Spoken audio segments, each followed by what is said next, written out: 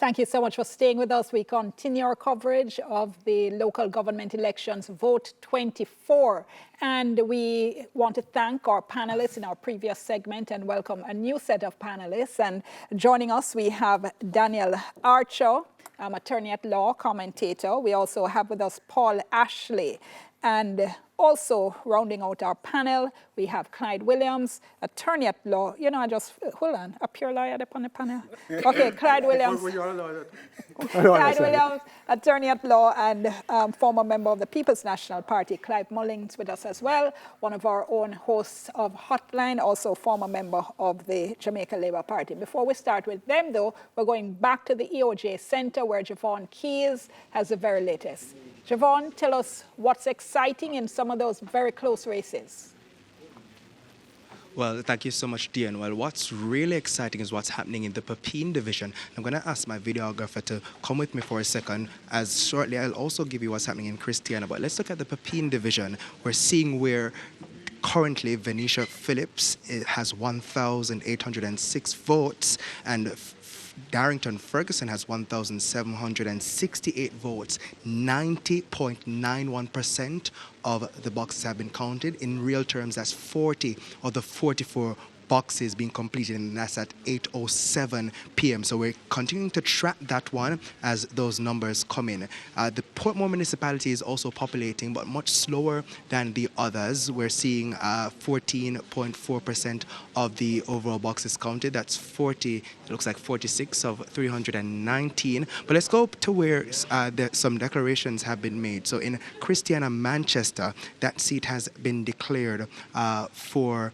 that's Michael Evans of the People's National Party, 1,869 votes for him. That's 54% against Desmond Harrison of the Jamaica Labour Party, 1,596 votes for him. So 100% of the boxes counted, 38 of 38. But what does that look like across the country? We want to paint that picture for you because that's important, because we know that each party is going for securing the municipal corporations. So when we look at Kingston,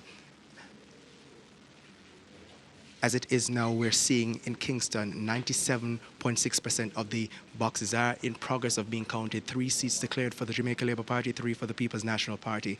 In St. Andrew, 89.7% of those boxes are in progress of being counted. 17 for JLP, 17 for PNP, so very tight there in St. Andrew. As it relates to St. Thomas, 68.1% in progress, 4 for the Jamaica Labour Party, 5 for the PNP. Portland has 3 in favour of the JLP, 6 in favour of the PNP. St. Anne, 62% in progress, 10 for the JLP, 6 for the PNP so far. St. James, 75%, 11 for the JLP, 6 for the People's National Party. Hanover has 7 for the People's National Party with 65.3% in progress of being counted. No seats yet declared. No seats declared for the JLP just yet. Westmoreland has 74% of boxes in progress of being counted. 2 for the JLP, 12 for the People's National Party. In St. Elizabeth, 72.6% in progress, 8 for the JLP, 7 for the PNP, while Manchester has 75.9%, 3 for the JLP, 12 for the People's National Party. As we round up with Clarendon, 77.7% in progress of being counted, 12 for the Jamaica Labour Party, 10 for the People's National Party. And in St. Catharines, 63.4% of all the boxes are in progress of being counted, with 18 for the JLP and 18 for the PNP. So a tie there. What does that look like? 72% of the overall boxes across the country have been counted. That works out to 4,876 of the 6,726 boxes complete. That's 4,876 of the 6,726 boxes completed. Of course, as the data continues to roll in, we'll give you some more updates. But let's look at Kingston and St. Andrew overall. 91% of those boxes counted, 1,308 of the 1,436. We'll give you some disaggregated data in a moment. But until then, back to you in studio. Dion? All right, thank you so much, Javon. And I think what we want at this stage is to get a sense of which parishes the PNP is leading in, which parishes the JLP is leading in. So that's what we are waiting for.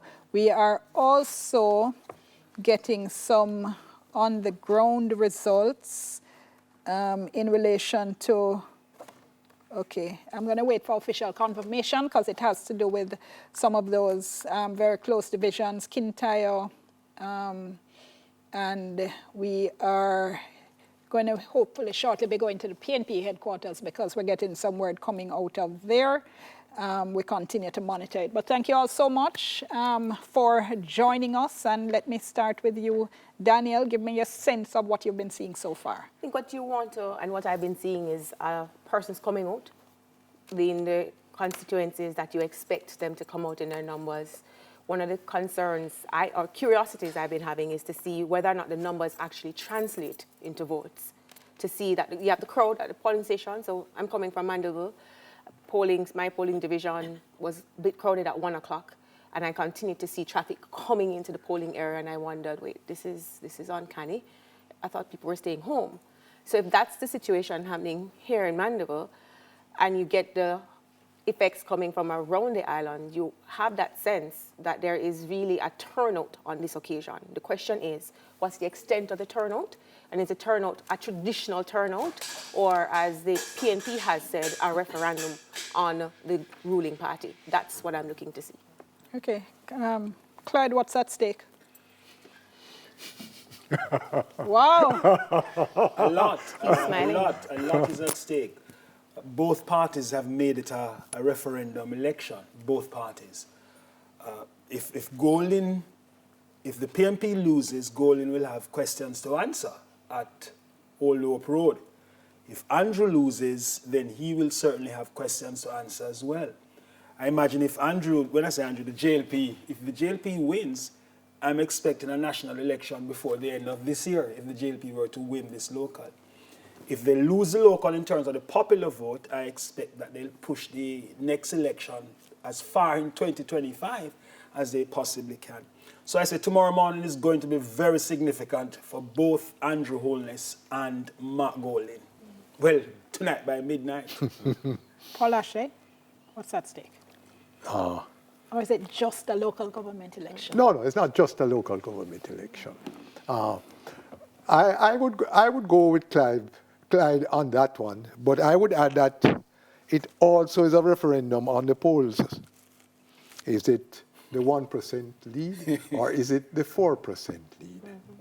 Because if the 4% has a margin of error of 2.5, so even if the margin of error can go down to 1%, and the 1% have a marginal error of plus or minus 3%, it can go up to 4%. Dr. Ashley?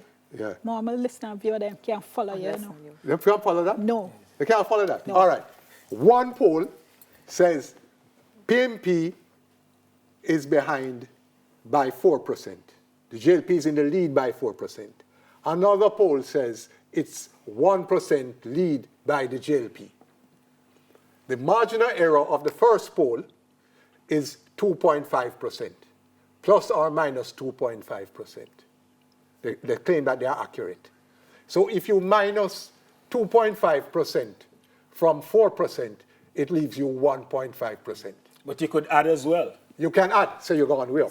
Yeah, but Okay, I'm going to divert this conversation because I promise you nobody at home is following. Not following. If I could summarize, All right. You're saying once the results come out, we'll see which poll was more accurate. Yes. So you're saying you think the election is also a vote to see vote of sorts, yes. to see which poll. Yeah. To which So you have okay. you have the parties organization. Yes. You have the leaders of both parties because they have made it that way, and I add the pollsters. Okay, got you. Clive, for you. Looking at it, you have to see where they're coming from in 2016.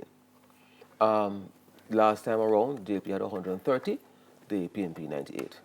So the momentum, is there momentum? Will it be able to put them forward to say, take control of the municipalities? That's the question. Some seats are being flipped, we see that. But the overall issue is now, is that momentum enough? And if it isn't enough, what does that mean for the leadership in the PNP? If it is a situation where they do succeed, what does that mean for the JLP? JLP has more to play with because they will then determine when they're going to call the elections and they'll have the resources. So where we are now is very important. If the PNP loses, even if they gain some seats, the long knives might be out for the leadership of the party. The issue is, I have a problem, Dion. The issue is, what is winning, what is considered winning and what is considered losing, right? Because if the PMP increases its number of municipalities it holds, it would consider that a significant win. You see, if it increases. Right. If the JLP loses any, it will consider it a loss. Everybody will say they have lost. And what about, though, the significant, let's look at this, the KSAMC, which is going to be regarded as a big prize for whoever wins, especially it was so close last time around. JLP won at 21-19, as we said earlier, based on a 1-vote difference in the Raytown division that saw the division going to Rosalie Hamilton. So who wins KSAMC says what, Daniel? It says that the people are looking for performance, because if you look at the comments that were being made about what's been happening in Kingston, the performance of the councillors, then it means that the voters are not just looking at the leadership, the colour of the party. They're now looking at what's happening in that zone that is being controlled. And I think that's one of the things, if you looked at the Donaldson polls, when they said 40% of the people thought that the municipalities were performing on a low level, does this mean that councillors are now being examined on their performance? All right, let's go to a very quick break and we'll be back. We have the very latest and results are coming in as we speak, so don't go anywhere, we still come.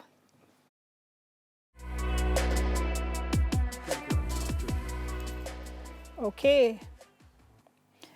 Thank you so much for staying with us as we continue to bring you the very latest in local government results. And we are going now to Giovanni Dennis. He's at the PNP headquarters. Giovanni?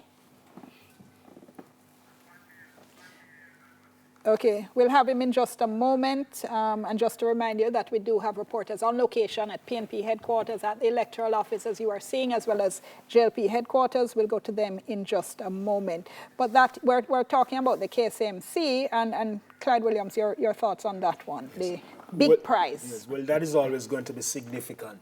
If the government loses Kingston and St. Andrew, that sends a very strong message right across the length and breadth of the country. It's a capital. And traditionally, the KSAC has been seen, municipal cooperation has been seen as the big prize in the local government elections. So I'm looking to see what is going to happen in that regard. I think the JLP has miscalculated badly in terms of the timing of the local government election, a year before a general election is due. The last time they mistimed it, sorry, I shouldn't say mistimed, the last time we had a referendum local before a general was 1986, and the government was wiped out. At the time, it was 65% turnout.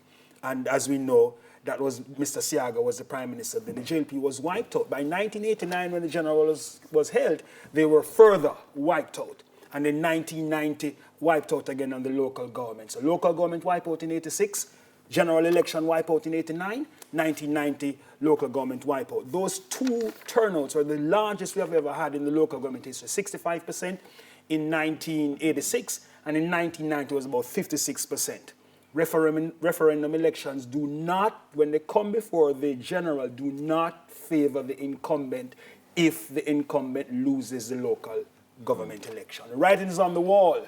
Let's call for Daniel. What's the name? You know that Bible story. Right. So that's my take on it, Jackson Miller. Okay, and Clive Mullins, for you. I think that clearly if there's a momentum... I'm so sorry. I do have to interrupt you because we're going now to Giovanni Dennis at PNP headquarters. Go ahead, Giovanni.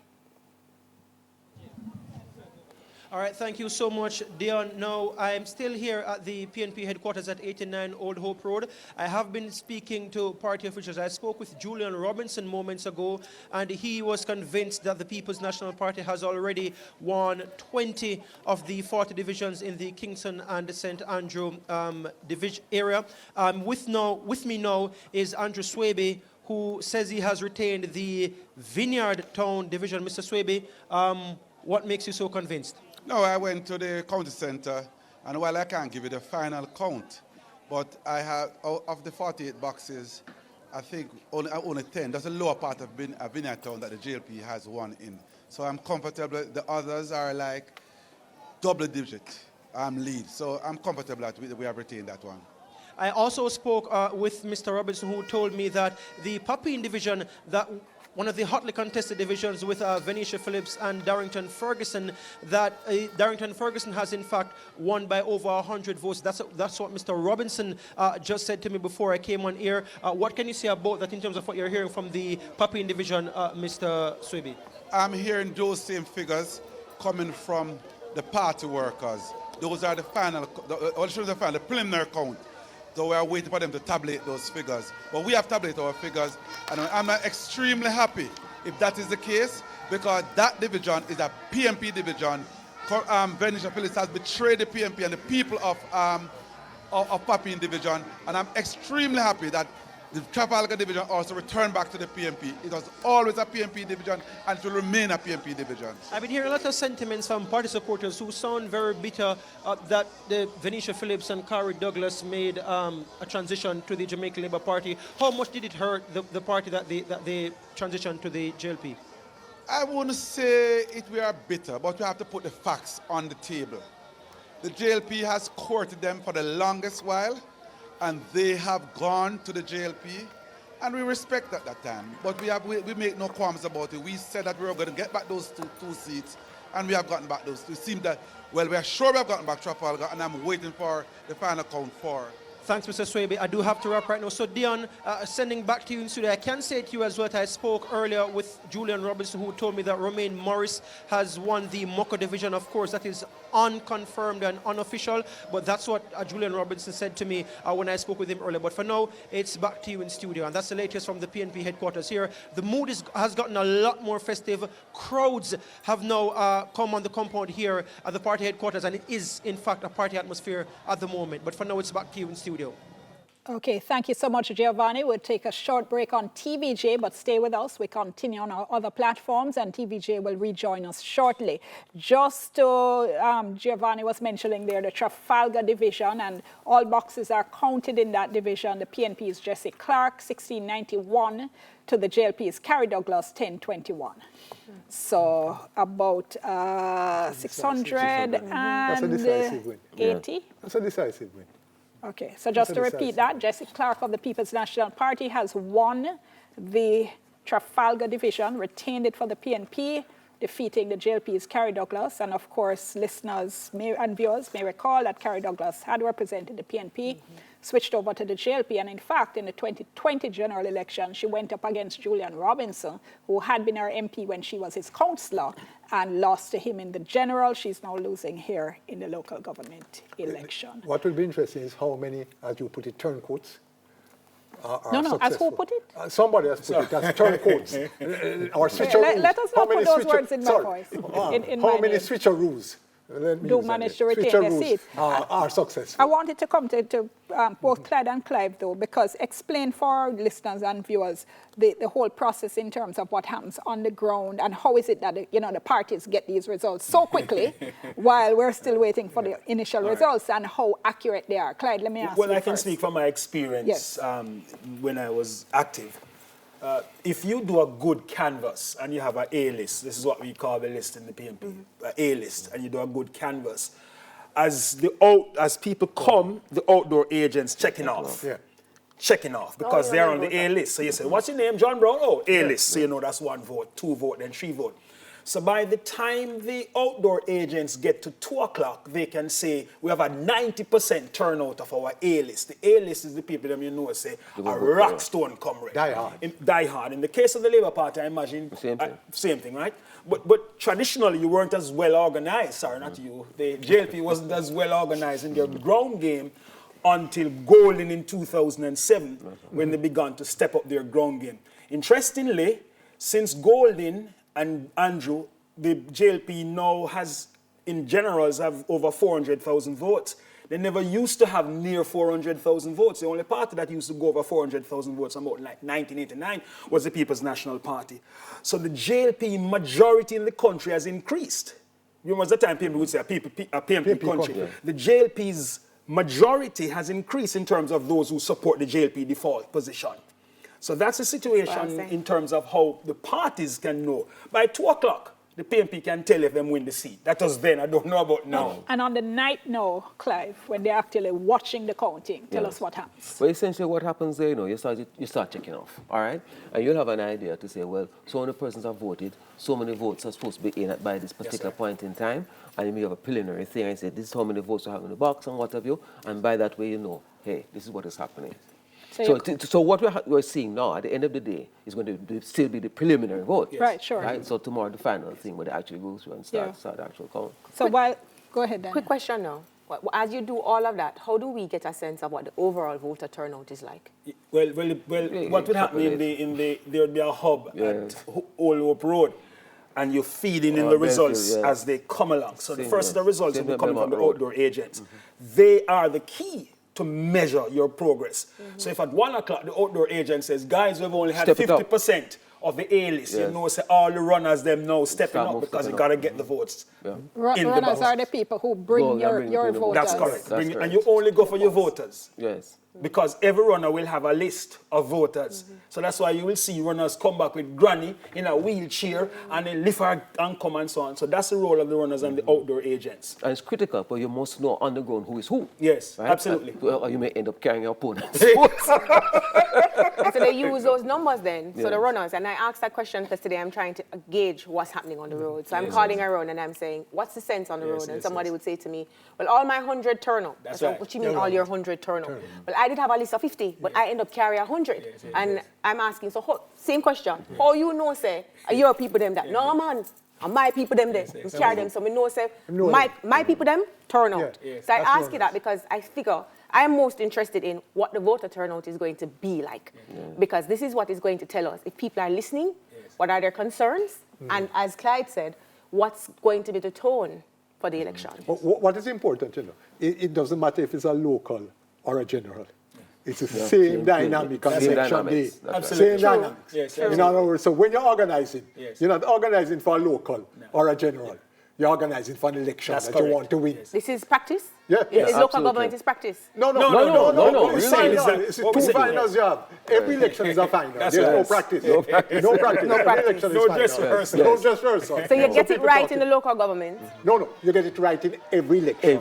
You get it right in local government don't mean anything for the next election. Let's come back to your question about winning. We're getting reports of celebrations at the PNP headquarters. I'm just saying. No, I'm telling you. Seriously. Take for instance, when I was heavily involved with Sharon A. Webster, when Sharon A. Webster was on the PNP side, this is the election might have been 2011 election. Before she was a dual citizen. That's her 2011 election. By we got to about 3 o'clock, we knew we had won the election. Because you know how many votes you need. The first thing you have to decide, how many votes do I need to win this election? So you might say I need 16,000 votes. Let us say that's the target. By 3 o'clock, when the A-list reports come in, they say, wait, we have 17,000. We won the election. Yes. But how does this translate now for the MPs? So this election, you notice every division has had members of parliament standing up, introducing them. The number of divisions that are won, does this translate into the success of the member of parliament? It means an endorsement for the member of parliament? Well, it's more than that. It means going forward, what's going to happen for the member of parliament? Because if you're losing your divisions, chances are there's a swing against you. Yes. So it is also a referendum on the performance of the member of parliament. Yes, ma'am. Well, you know, see the member of parliament stand up beside everything. No, you see them. They do this. Parliament is everywhere. They do this. They present the candidate to you. Yeah. So, and they're everywhere. And not only that, they're getting the allocation of the 140 million to fix parochial roads, the member of parliament. We need to go back to the PNP headquarters. So as soon as we can do that, to get a sense of what is happening there? As we said, we hear of celebrations, so we do need to go to PNP headquarters so we can, have our viewers and see and hear what exactly is happening there. All right. And what is happening at Belmont Road? So perhaps strategically, the JLP now ruin, as in not ruin, but vexed and disappointed in the timing of the local. All right, going to interrupt you, Clyde. Let's go to Giovanni Dennis at PNP. Go ahead, Giovanni. All right, thank you so much, Dan. Well, as you can see, I'm surrounded by PNP party supporters. It's a jubilant mood here at the PNP headquarters at 89 Old Hope Road. It's a little difficult for me to speak clearly because I'm being hindered by party supporters here. But as you can see and hear, the mood here is euphoric. It's a party, celebratory kind of atmosphere. They believe they have won the local government election. We do not have anything confirmed. As you can see, the supporters from the Papine division are here with Darrington Ferguson. They, again, are insisting, as I reported earlier, that he has defeated Venetia Phillips, who's the incumbent who made a switch to the Jamaica Labour Party. I was speaking with Julian Robinson just now, and he, again, is convinced that they have won at least 20 divisions so far in the Kingston and St. Andrew Municipal Corporation. In terms of that extra one to reclaim the municipal corporation, that from their account is not yet confirmed. But at the moment, I can tell you that the party supporters here already feel very victorious. They feel very convinced that they have won. I'm going to see if I can get a word from this supporter right here. Good evening, miss. Good evening, sir. Why are you so happy right now? Because our time now. Free way right now. Our time. Do you know the council for your division? Hello? Who is the council for your division? Got him there. Or the candidate for your division? Augustone. Augustone division. Would that be Darrington? Would that be Darrington Ferguson? I'm in there, but I joined there. I come from far, come here. You understand me? Yeah. And in terms of what is happening, so that's a little bit of what you're getting here from the PNP headquarters at 89 Old Hope Road. I will, for the next update, try to get an official comment from one of the party senior executives. But at the moment, I'll just step aside and just give you a shot of the mood here at the PNP headquarters, Dion. Thank you so much, Giovanni. And indeed, as our viewers take in the sights and as our listeners take in the sounds, we are going to segue, however, to the electoral office where Javon Keys is, and then we hope to be able to link with the Jamaica Labour Party headquarters as well. But let's go to Javon Keys now at the electoral office. Can you hear me, Javon? Go ahead, please. Thank you so much, Dion. Well, yes, I can actually hear you. So we can, in fact, declare the Papine division for the People's National Party. So 52% of the votes, that's 2,113 for Darrington Ferguson of the People's National Party, and Venetia Phillips got 1,854. So 100% of those boxes counted, and it is declared for the People's National Party. Now let's give you a little bit more context of what's happening in the parishes. So Kingston and St. Andrew overall has 40 divisions, and at the last count for when we look at the Kingston particularly, 3 seats so far in favor of the JLP and 3 for the PNP. That's 3 of 6 seats in Kingston. Looking at St. Andrew with the 34 divisions, we have 16 for the Jamaica Labour Party and 18 for the People's National Party. Looking at St. Thomas, and St. Thomas has 10 divisions. We have 3 so far for the JLP, 5 for the PNP. But of course, a reminder, ladies and gentlemen, that boxes are in progress, so these are just preliminary. But just to note that all boxes have been counted in Kingston. Kingston specifically has all boxes counted, and it is even. So 3 for JLP, 3 for PNP. St. Andrew has 98% of the boxes in progress of being counted, 16 declared for the JLP, 18 for the People's National Party. Let's take a look at the St. Thomas Municipal Corporation. Only 76.3% of the boxes have been counted, and we see here, and in that municipal corporation, as I said, 10, 3 for the JLP, 5 for the PNP.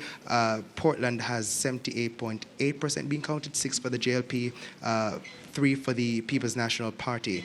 Let's head over to Portland, where there are 9 divisions. We have 6 for the JLP, 3 for the PNP. In St. Mary, 82% of boxes are in progress, 8 for the Jamaica Labour Party, and 5 for the People's National Party. And of course, in that parish, there are 13 divisions being contested. Let's take a look at St. Anne with 11 for the JLP so far, 5 for the People's National Party. 96% of those divisions have their boxes in progress of being counted. And in St. Anne, that's 16 divisions in total. For Trelawney, 6 for the JLP, 3 for the PNP out of 9. And again, not all boxes are counted. But as I wrap up, let's look at Clarendon. 96% of the boxes are in progress. 12 for the People's National Party, 10 for the JLP. And in St. Catherine, it's very close so far, but 76% of the boxes counted, 20 in favor of the PNP, 19 for the Jamaica Labour Party. Of course, the data is being updated, but as we look at the overall map that's just being updated here, we have 90% of the boxes counted across the island. That's 90.10, with 6,061 of the 6,626 boxes counted across the island. 90.3, just updated now, so 90.3% of the boxes counted with 6,072 of the 6,726 boxes. I'll, in a moment, seek to give you some more of those seats that have been declared. Looking at the Portmore municipality, however, only 31.7% of those boxes are counted. That's 101 of 319, and we're seeing mostly orange. So I'll give you some more of those declared seats in a moment. Thank you so much, Dion. Back to you. Javon, just before you leave us, just want to clarify something. The numbers that you gave us, were they all declared seats or were they seats trending to the PNP and JLP? So those are seats trending. So those are seats trending for the PNP and JLP, except for in Kingston. Kingston, which has overall 6 divisions, 100% of those boxes have been counted, and 3 for JLP, 3 for PNP. I will give the exact declarations for Kingston in a moment, so that way we can paint a better picture for our viewers. But and also I'll seek to give the seats declared. Well, more of the seats declared in St. Andrew, as we already declared here, the Papine division in favor of the People's National Party. So I'll work on that. So when I join next, I'll be able to paint a better picture. In the meantime, quick comments, Paul Ashley, what we heard there? It seems as if it is turning out to be a very close situation so far. I don't know what is the percentage turnout, if it has reached the 20-odd%, or is it 30-odd? Is it 40? I don't think it can ever be 40. No, I think it might be 30, 32, 33. Plus, yeah, 32, 33. That's interesting. Clyde mentioned the aspect of wrong timing by the JLP. I wondered if the JLP had ever considered twinning the elections, the local and the central. Well, and let us get this thing over with once and for all. Because to me, it means, irrespective of the results, no. Hold that thought. I'm going to come back to that. Giovanni Dennis at PNP headquarters.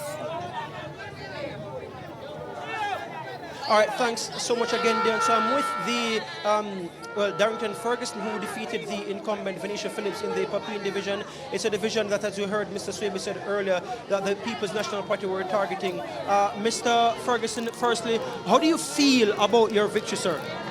I'm elated. At the same time, I'm humbled, because when I look at the team and the work that the team did, I am humbled and I'm honored to serve the people of the Papine division. What difference will you make to that division? 1, I will be accessible and I will never leave the people. 2, I will be a counselor for all.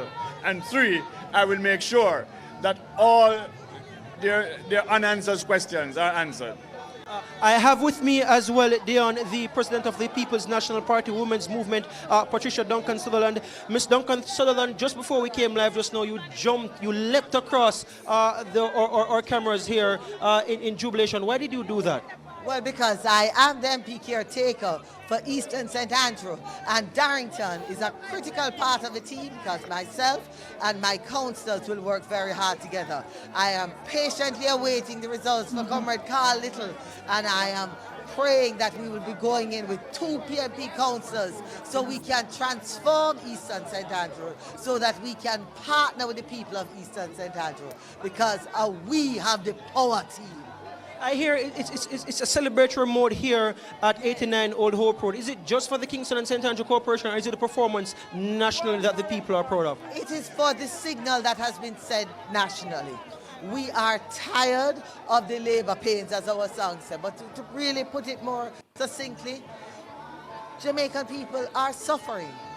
And the situation and the policies of this government does not help them to be able to shift anything in their lives. And so therefore, the signal has been sent to this government. It's time for a change. Time come. Just before I go, for many Jamaicans waking up tomorrow, they may be cynical and saying, you know, come tomorrow morning, it won't make a difference in their lives. Whether it's the PNP in power or the JLP in power at the local government level, what do you say to Jamaicans who are indifferent about what happens, and what change really can Jamaicans expect practically if the PNP wins the local government election? Well, practically, the first thing that they can expect is a much higher level of engagement. Because the only way that we are going to shift the impact that local government has is to make sure that local government involves the people and is for the people. And so, yes, I understand the cynicism because of the history. It is for us to make sure that people in Jamaica understand that it is possible to have a truly participatory democracy where you can partner with your councillors, where you can partner with your MPs to create a different kind of environment that causes you to have social mobility and to be able to have a better life in general. Thank you so much, Mrs. Duncan Sutherland. Okay, you just heard there from Patricia Duncan Sutherland, as well as Darrington Ferguson, who defeated the JLP's incumbent Venetia Phillips in the Papine division. That's what's happening here at the PNP headquarters at 89 Old Hope Road. Dion, the atmosphere here has transformed into that of a party.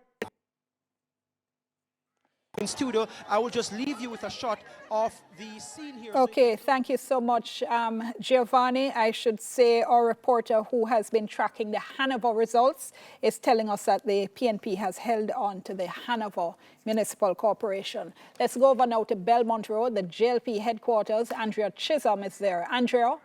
Thank you so much, Dion. We're still here at the JLP headquarters at Belmont Road in St. Andrew, where a few more supporters have joined individuals here on the compound. Not much activity is taking place at the moment. A few seconds ago, JLP Deputy Leader Desmond McKenzie entered the compound. We asked to have a word with him. He said not right now. I don't know if it is that he's unable to speak with us at the moment or what exactly is happening in the JLP camp. But I did also talk to some supporters. I asked them how they're feeling at this moment. Some said they do not know. They're watching TVJ to see what is happening. Others were just mute, looking at me. So we're not sure what the activities are like on the ground here at the JLP headquarters. But what I can tell you is that at the moment, you have a number of media persons who are here trying to figure out what is happening in the JLP camp.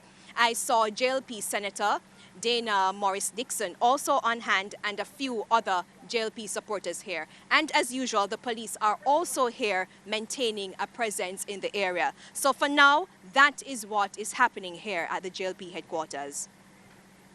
Thank you so much, Andrea Chisholm. And I mean, if you just look at the pictures, you certainly do get a very stark contrast. The JLP is shell-shocked. Yes, a contrast. Shell-shocked. Yes. Brogard worked hard, hard. He campaigned. I've never seen a Prime Minister campaign as intensely as he did in the last couple of weeks. I mean, even though he's supposed to be a Seventh-day Adventist, he was really out there on a Saturday. Yes. Right? He was really working it. He was doing the popularity. He was doing everything right in politics. And now to come down to being this close against a political neophyte, right? It shows that something is going to and the question is going to be the measure of, because I would call it, I think the PNP will have won the local government elections. The question now is that breakdown and how far have they come to achieve that. It also means what's going to happen in terms of party machineries. Yes. Because this clearly is saying, well, if a low voter turnout and you can pull your votes out, what does that mean for you in a general election? So, I can tell you one man that's supposed to be right now breathing a sigh of relief, and that's Mark Golding. Yeah. Yes. Because he had also made this a referendum on his leadership of the PNP in terms of rallying and getting the party organized, because he's been everywhere.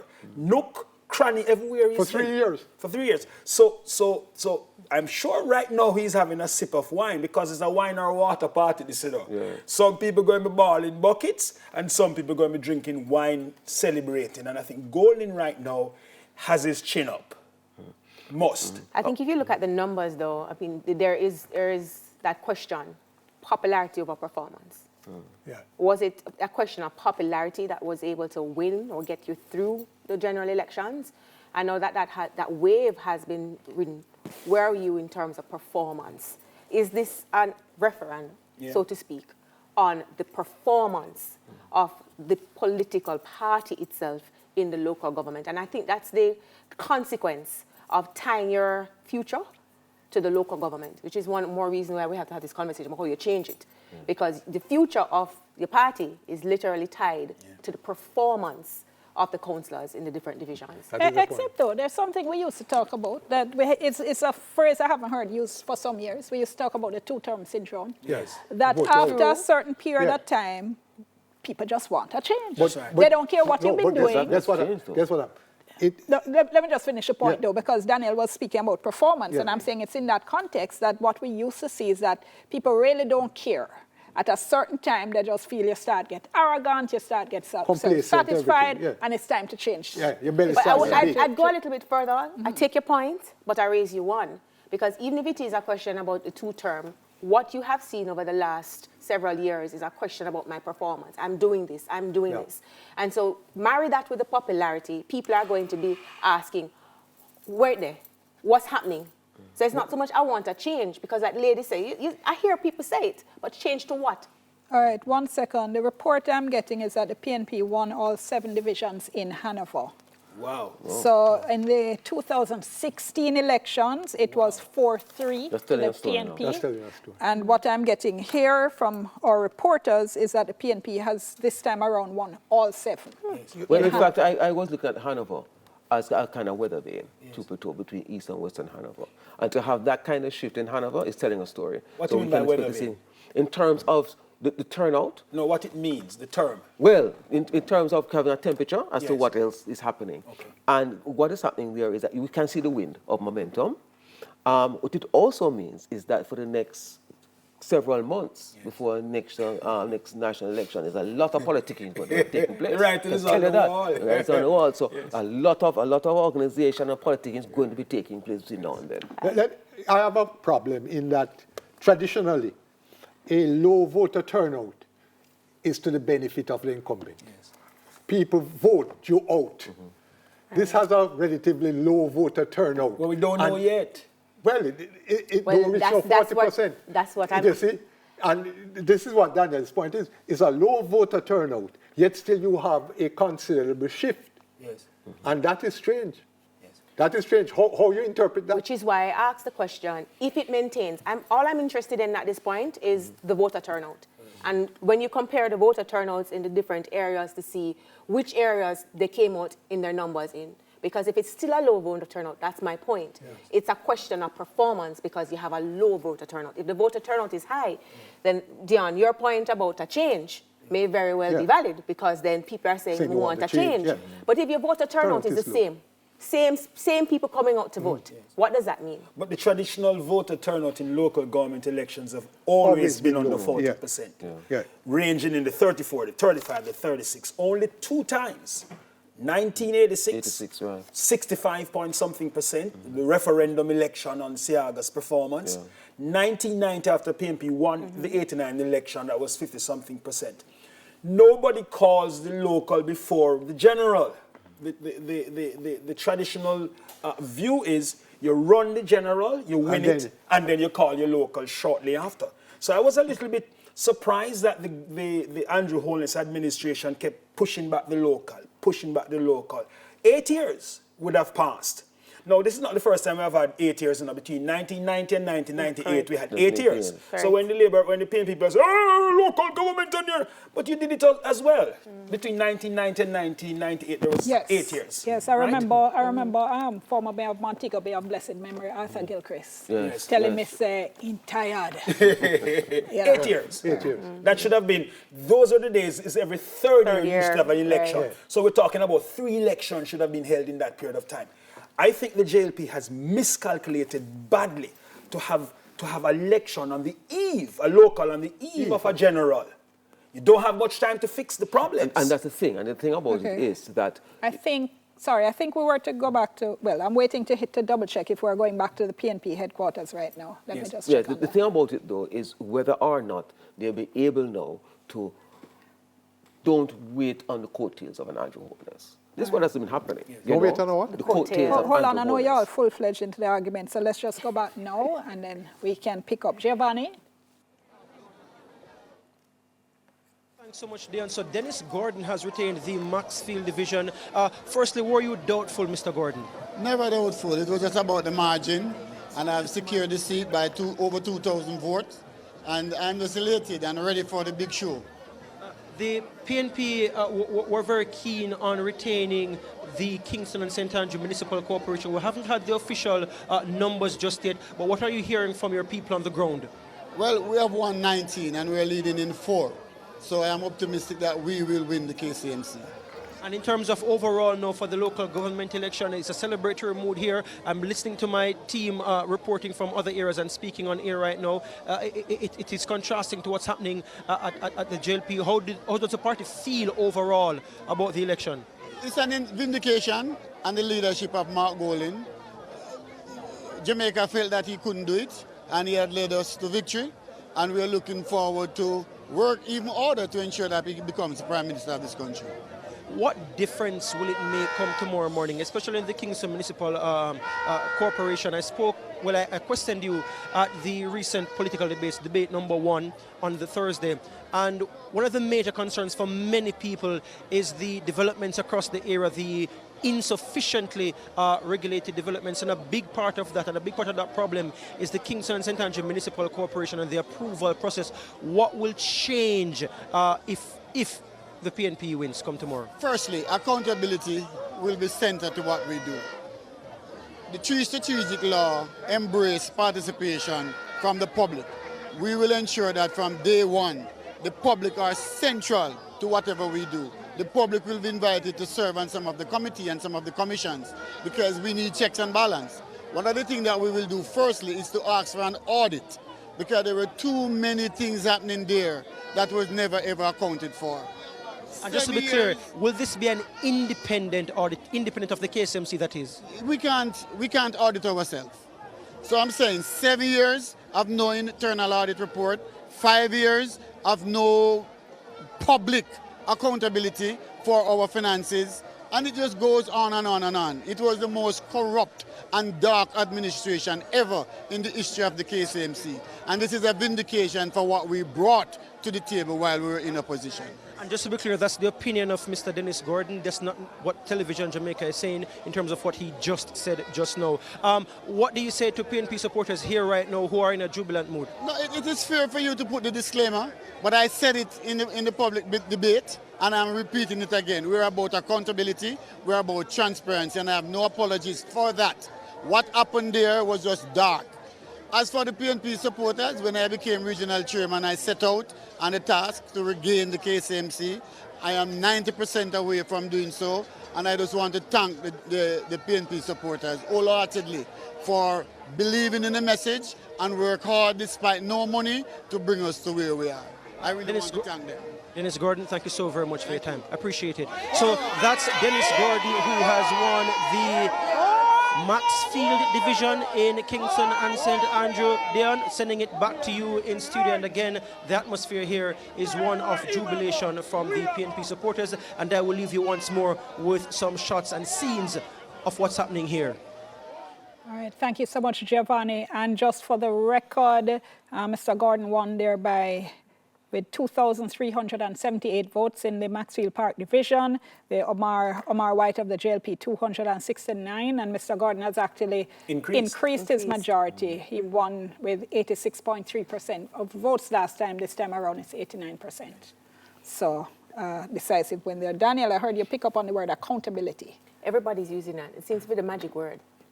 You know, we talk about that. To get us to where? Because to my mind, it indicates that within the public domain, that's a demand.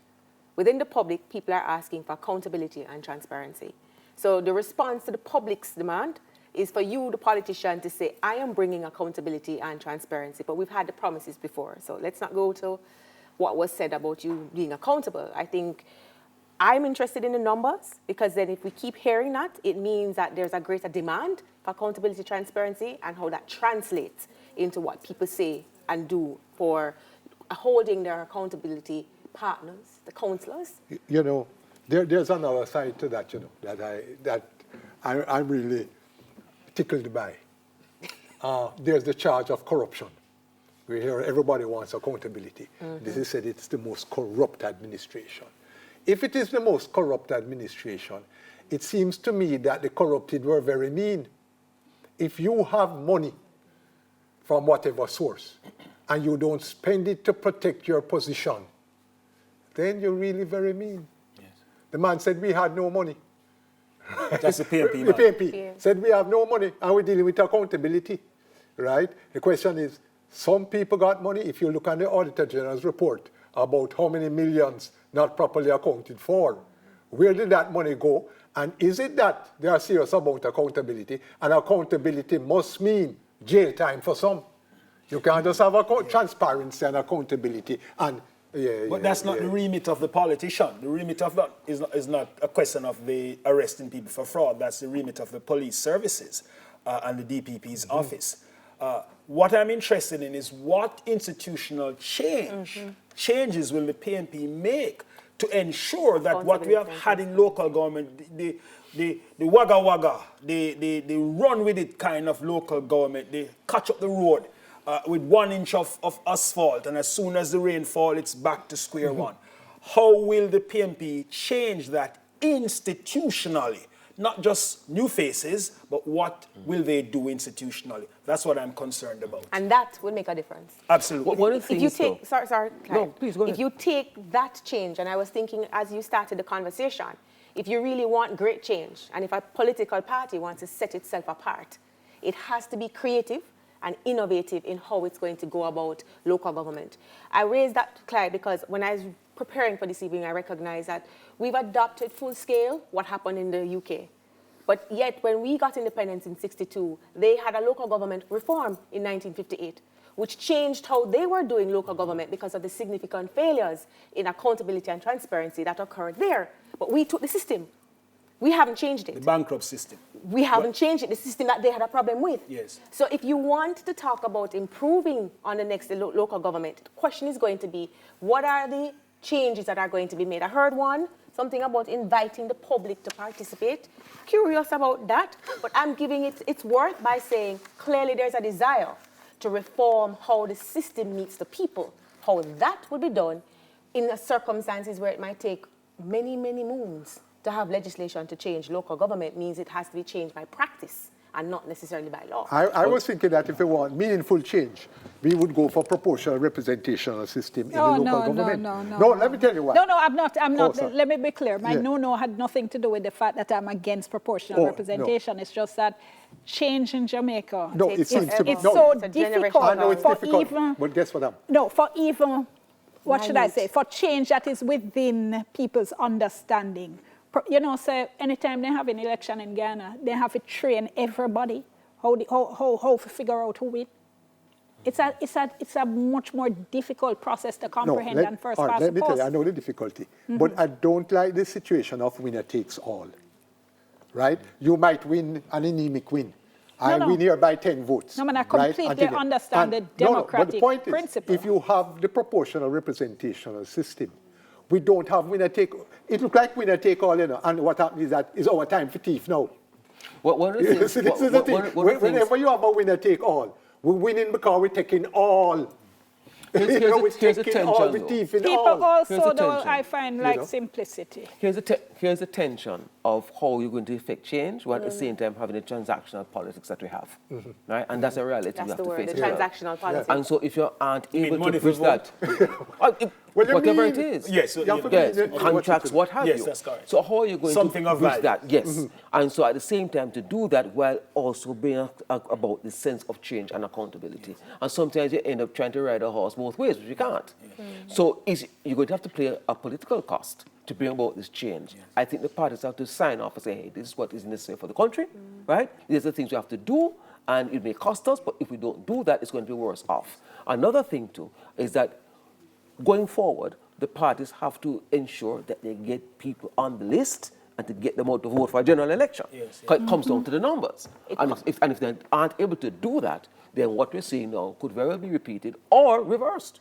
But you hear the problem I'm having with numbers now? When we talk about numbers, we talk about the people who voted. Our members of parliament will tell you they're only concerned about the people who voted for them. So we've lost two sets of people. We've lost the people who don't vote, and we've lost the people who lost a vote. They never win. Yeah. So who represents them? But our problem is that in terms of having this voter apathy, I really am very concerned about it.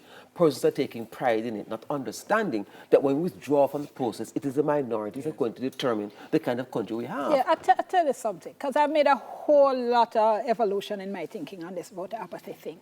And I think one of the problems is that we're seeing the ballot box as a be-all and end-all of participation in democracy. And it's not. And a lot of people don't want to vote because they don't like neither one of them. But there are many other ways in which they can be invited to participate in the governance process and democracy through groups like yours, National Integrity Action. Hold on 1 second for me, everybody. I'm going to stop myself mid-flow and go over to EOJ. Go ahead, Javon. All right, Dion, thank you so much. So I have with me Mr. Glaspel Brown, Director of Elections, and I'm going to allow him to paint a picture of what's taking place in the municipal corporations across the country. When I look at the board, I mean, we have most being in 90%. Most of the boxes in progress have been counted at 90%. So, Mr. Brown, walk through for my viewers, and I'm going to ask my videographer to kindly pan to the graphic that's on the wall so they can see as Mr. Brown walks us through what's taking place. Oh, what you see happening on the board is fairly close. We have most of the counts in terms of the parishes are in the 90s, so there's still amount of percentage that need to be coming. As you see there for Kingston and St. Andrew, the preliminary figures so far, they're tied at 3-3 each. In terms of St. Andrew, they're 17-17 each in terms of the count. St. Thomas, which is 20 each. For if you're looking at the KSAC, remember there are 40 division in the Kingston and St. Andrew Municipal Corporation, so 20 each. Right, they are 20 each now at this point. The JLP is leading in 5 divisions in St. Thomas. Bear in mind, though, 94.8% of the ballots have been counted. Portland, the JLP is leading in 6 divisions to 3 from the PMP with 88.5% counted. St. Mary, the JLP is leading in 7 divisions. The PMP is 6. 94.8% have been counted. St. Anne, 99.8% of the votes have been counted. 11 JLP division. The JLP is leading in 11. PMP in 5. In St. James, 95% have been counted. 11 JLP and the PMP is leading in 6. In Hanover, the PMP is leading in 7. In Westmoreland, for the JLP so far. Right. In Westmoreland, 98.2% have been counted. PMP is leading in 11, JLP in 3. St. Elizabeth, that has been completed now. St. Elizabeth, the JLP is leading in 9. The PMP in 6. And in Manchester, 98.9. The PMP is leading in 12 and the JLP in 3. And while in Clarendon, 98.9, it's on the tie there in Clarendon so far. And in St. Catherine, 87.6, with the JLP leading in 18 division and the PMP in 23. And just to disaggregate a little bit, in St. Catherine, of course, we know that there is Portmore. Portmore would have 12 divisions there. Too early to call, Mr. Brown? In St. Catherine, well, we're still just at 87.6. So I'm not too sure where the other 13% coming from, but let us await that.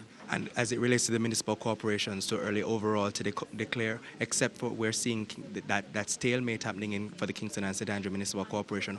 Of course, these are preliminary counts, but what happens in that situation? In that stalemate, I think the party that has the majority vote will then control the parish council. All right, so of course we'll now continue to track that data for you, but as it is, we see at least 3 municipal corporations at 100% of the count, and those are, well, the Kingston and St. Andrew Municipal Corporation overall, 100% of the boxes have been counted. 20 for the Jamaica Labour Party, 20 for the People's National Party have been declared, and looking at St. Elizabeth, 9 in favor of the Jamaica Labour Party and 6 for the People's National Party, so the JLP looks to be controlling the St. Elizabeth Municipal Corporation. Again, we have those numbers rolling in. The board continues to refresh, and we'll have some more updates for you shortly before we wrap up this broadcast. Back to you, Dion. All right, thank you so much, Keys. Let's just recap and go through those. Hopefully, your guys' notes, notes perhaps, are keeping up where mine missed off. So for Kingston and St. Andrew, that's at 2020. Right. And that's full. 2020 and...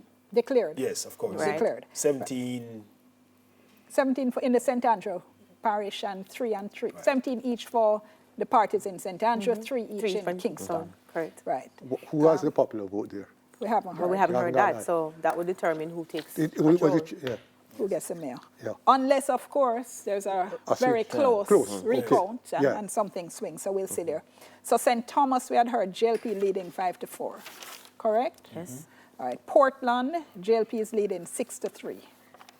St. Mary, JLP is leading 7-6. St. Anne, JLP is leading 11-5. St. James, JLP leading 11-6. Hanover, all 7 to the People's National Party. Westmoreland, PNP leading 11-3.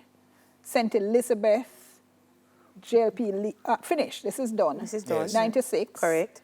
To the JLP. Manchester, PNP leading 12-3. Clarendon is a tie. Is what I heard. 11, yes. Correct. St. Catherine, I missed St. Catherine. 18 to the JLP, I didn't hear how much for PNP. Well, I have, at one count it was it 19 to the JLP? Yeah, I didn't hear the end, I just heard the JLP right. number. He kind of mumbled off to the end. So we'll see if we can get our reporter just to clarify that. Did you mention anything for St. Mary? But he did say that there are 13% left coming in, so he didn't want to you wait didn't for that. Yes. So. You didn't mention St. Mary. He did. 7, JLP leading 7-6. Yes.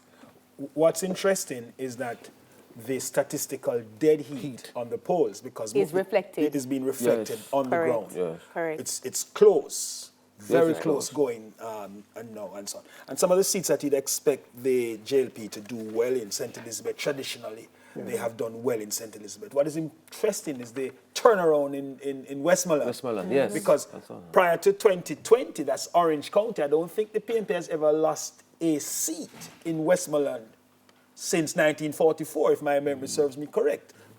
It's just until 2020, I'm talking an MP seat, and so on.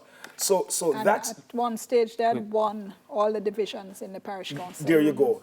They used to refer to it affectionately as Orange County, and it used to be interesting because they used to have the worst roads going into Westmoreland, and I say, you got to pay the people a little better money to vote for every year like that. So what is interesting is the statistical dead it is being played out. So I'm interested to see what the popular vote is at the end going to be. That's right. Now the JLP takes heart because they are holding their own on the ground, notwithstanding the fact that they have been, people have said that they have been very corrupt and they have not performed and they have been arrogant and so on. So they are holding their own in relation to that. So it's going to be interesting at the end of the night to see what happens on the popular count and who controls the municipalities. That's right. Okay, I understand we're standing by to go to the JLP headquarters as well, so I'm waiting to get the signal just to let our listeners know that. Andrea Chisholm standing by there, so as soon as I get Andrea's the only one will be left here tonight. But if they're holding their own, then what's the challenge? Because they are, if it is that we're seeing numbers that indicate that they're holding their own, that they're St. Elizabeth. I mean, at the end of the day, you have to, and this is where I raised the question to you earlier about the performance of the Member of Parliament and the local government panel. Because if you're looking at a performing minister and he's presenting candidates, does that impact? And do we see that reflecting then in who succeeds and who doesn't? Well, I mean, many people think they are mostly non-performing ministers and MPs. That's a general take on the public. Does this reflect how they're looking at the councils in these particular communities as well? The question, though, is this a swing of sorts? Yes. And is it large enough? And so that's the question. Is it of value? is it of value? Well, what we know is that the PNP is not being wiped out like it was wiped out in 2016 in terms of the losses. What was the numbers in 2016 again in terms of the breakdown? I think they had 98 seats. It was JLP 130 divisions and the PNP 98 divisions. So insofar as that is concerned, and that was under, who was it at the time? Was Portia? The last, was it Portia? I forgot, no. That would have been 2016. It was Portia. 2016. So Andrew, so Golden, Mark, would begin to take some sort of comfort, I imagine, in the fact that Westmoreland's swinging back under his watch and that he's holding his own in Kingston and St. Andrew. Rebuilding? Well, that's left to be seen. Is that what we would see in the numbers? Because you're holding your own. Yes. You haven't lost as tragically as you've done before. You seem to be clawing back something. Does this indicate that there is some kind of rebuilding in the process? Well, what we know is that the long knives might not come out in the morning. So we know that definitely he may... You can't do that if you're making progress. That's correct. He may successfully ward off the long knives. What is going to be critical is what will they do in the next 6 months? There you go. Can they do anything within the 6 months? They must. I mean, he has nothing to lose at this point in time. Where's the money coming from? Well, they'll have to sort that out. But I imagine that they are going to, in the next 6 months, be clawing and organizing a lot more to ensure that 2025, the numbers look good for them in the general election. Here's why I ask, can they? Because we haven't gotten back the voter turnout. We don't see the numbers. We don't see the people coming out. And what is going to be significant, at least in terms of determining if the message is getting home, is looking at what the independent voters have said. What is the message that is going home? How many people have come out to vote and why? What was it drawing them out? I live in hope, I live in hope. No, tell me something that has led you to think that the parties pay any attention to anything than getting out. Here is why I say that's important. If it was never important before, and I'll be the only voice crying in the wilderness. All right, hold on for me. Let me go Stop me mid-air. Let me go. Let me go over to the JLP headquarters. She's going back to silence. Andrea Chisholm has been speaking with the mayor. Andrea. Relative silence. So we're now joined by Mayor Williams, or should I say Chairman of the KSAC, Delroy Williams, here at the JLP headquarters. Mr. Williams, how is it looking for the JLP so far? Well, all the figures we have, all the numbers show that we have retained the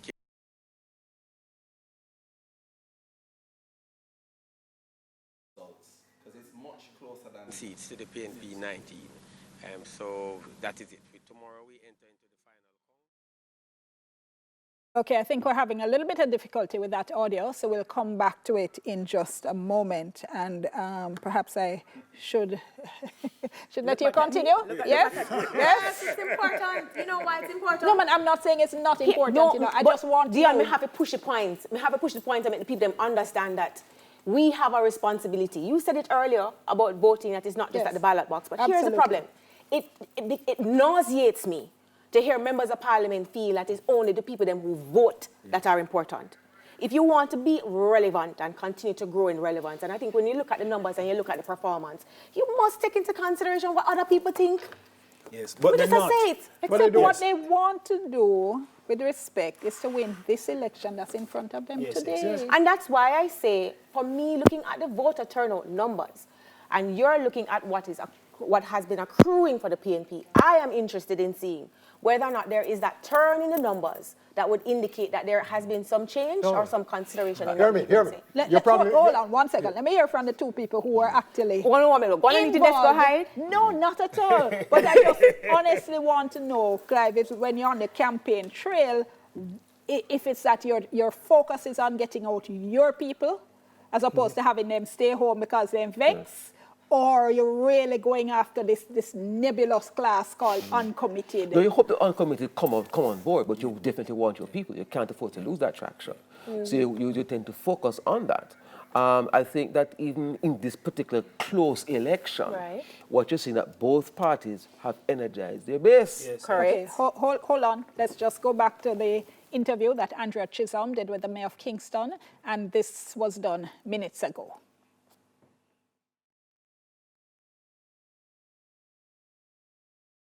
So we're now joined by Mayor Williams, or should I say chairman of the KSAC, Delroy Williams, here at the JLP headquarters. Mr. Williams, how is it looking for the JLP so far? Well, all the figures we have, all the numbers show that we have retained the KSAMC. We have 21 seats as of the preliminary count. We have 21 seats to the PNP 19. So that is it. Tomorrow we enter into the final count and we take it from there. But as of tonight, we have 21 seats, and that is, we have counted all the statement of polls, and we have added them up more than once, and we have 21 seats, and the PNP has 19. So we have retained the KSAMC. Overall, what are you hearing, though, in terms of the party, the JLP and the PNP? I don't understand. Who is leading? In different parishes. Island-wide. No, I haven't been following island-wide. I'm really just focused on the Kingston and St. Andrew Municipal Corporation. I spent all day, all evening just focusing on Kingston and St. Andrew, and rightly so. So I can tell you what is the situation in Kingston and St. Andrew. What's the mood of the party?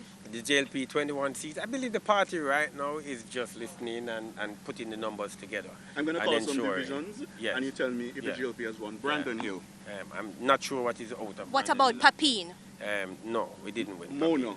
Well, one second. What about Papine? Let's just get that clear. I'm not the number. We have one Papine. You're saying you've won Mono? We have one Mono. Dallas, East Rural, St. Andrew. Won it. Yeah. Kintyre. Kintyre, we have one. Gordontown. We have one Gordontown. Mavis Bank. You're going to go through all of them? No, I'm going to the marginals. We have one. We have one Raytown by a good margin. Almontown. I don't have the figures from Almontown as yet. But the word you're giving us is that the JLP has held on to we the have KSAC. 21 seats and the PNP has 9. Can you tell us about the Hugh and the division? We have won that. All right. Mr. Williams, we're looking up here and it seems... And we have one Radiance also. We're looking here, not much activity is taking place. Where are your supporters? There are people are just listening. There's nothing definitive on radio. The radio has been saying 2020 for the Kingston and St. Andrew Municipal Corporation, so you know people would be tied to that. But what we are correcting that is wrong. That information is not right. It's not 2020, it's 2119. Have you heard from the Prime Minister? Yes. And what's the word from him? Well, I can just update the Prime Minister with respect to Kingston and St. Andrew, and the Prime Minister is upbeat about it. I'm very glad that we have won the capital city, and so it's really just the capital city we won. You seem to be facing a wave across the rest of the island. What went wrong? I'm not sure. I don't have to figure about the wave. I heard we won St. Mary, we won St. Elizabeth, and we won some other parishes. So I'm not sure what you'd be saying in a wave. I don't have all the figures. I've said I've been very focused on Kingston and St. Andrew, and so I don't know what is happening. Just coming in, I heard that we won St. Mary, we won Portland, we won St. Elizabeth, so those are good parishes that we are told. I heard that we have won. And we have won Kingston and St. Andrew. Thank you, Mr. Williams. You're welcome. Sure. That was the chairman of the Kingston and St. Andrew Municipal Corporation. That was Delroy Williams speaking with us a short while ago to give us an update as to what exactly is happening in the JLP camp. Okay, and just to say, Mr. Williams mentioned the Raytown. This was a division that last time was won by one vote. Rosalie Hamilton retained it this time, 2182 to 1801 for Sean McGregor of the People's National Party. And let's go now to electoral office. Javon Keys has another update for us. Okay, so while we wait to get Javon Keys, let's go to Milton, who has one of the parishes. He's looking at St. Thomas. On election night, St. Thomas had tied in 2016, 5-5. Later, one of the JLP councillors died, and that made it 5-4 for the PNP. Milton, tell us what you're seeing. All right, Dion, let's go and look at the national figure first, though, Dion. The popular vote, as you can see, is 303,136 for the PNP, and the JLP are 282,133. 100 divisions have been declared for the PNP so far, and 95 for the JLP. So it's very close, particularly when you take into account the fact that the PNP won Hanover by 7 love or something like that, and they've wrapped up a big win there. The JLP has 95 seats. So the JLP is still doing well in some areas. and there are 17 seats that are left that are being led by the JLP at present, and the PNP, I think, are leading in 5. So it is a very close election. 15, Milton. Sorry, yeah, 15. I'm sorry, I should have said 15. We hear what the mayor says about the JLP having won the capital. The PNP said earlier that they believe they've won the capital. So we'll see what the final results look like. But so far, if we can, while we change the map, the PNP have retained Manchester, Hanover, Westmoreland, and those are the 3 that we know for sure. The JLP have retained St. Anne, and it appears that the JLP have picked up St. Catherine, which was previously held by the PNP. The JLP also have retained St. Elizabeth and Trelawney. Clarendon is even at this point, and the JLP are leading in, this is Clarendon, as you can see, on the board. The last time we checked it, the division count between the 2 parties was even. It was 11 all between the JLP and the PNP. As the Director of Elections said, when there is a tie, because a lot of the municipal corporations have even numbers in their terms of their division, it's the party that wins the popular vote will get the chance to elect the mayor, the chairman of the municipal corporation. But as you can see, the PNP picked up Moko, which previously was held by the JLP. The JLP won Maypen North. They normally win that one. And the JLP also won Maypen East as well. The Mineral Heights, which was a traditional JLP seat, that was the one held by the former mayor, Milton Brown, who died about 3 years ago. The JLP have retained that one as well. And the JLP also retained Rocky Point, Palmer's Cross, where it was retained by the JLP as well. So it's kind of going similar to what it was the last election. We haven't seen where Reaches is, which is in northwest Clarendon. The PNP won that in 2016. That is the Philip Enriquez seat, which is currently held by the JLP's Philip Enriquez. We haven't seen where a declaration for that one yet, so the results are outstanding for that division in the parish council. And if it goes to the PNP, then the PNP will probably get control of the Clarendon Municipal Corporation. If we can look at St. Anne, right, you see clearly that the JLP have far more declared seats. The PNP only have 4 so far in St. Anne, and the numbers that are outstanding, the PNP wouldn't have a chance to pick up or to get control of that municipal corporation. The PNP have only won Calderwood and Claremont, Beechertown, Monique. We haven't seen what's happening for Bensonton. That's the division where Lydia Richards ran from Southeast St. Anne. That's Lisa Hanna's seat. She was the long-standing council. She wasn't selected, so she ran as an independent. Beechertown and Claremont, traditional PNP divisions, they have gone to the PNP. The PNP have picked up Monique, nevertheless, from the JLP, but the JLP has racked up divisions in Southwest, the Gibraltar, Alexander, Brownstone, Dion, Kim Brown Lawrence's division. As we know, she's been charged in the CMU issue. She was nominated nevertheless, ran and won her division, which is quite remarkable that someone who is before the courts has been nominated by her party and also actually won the division as well.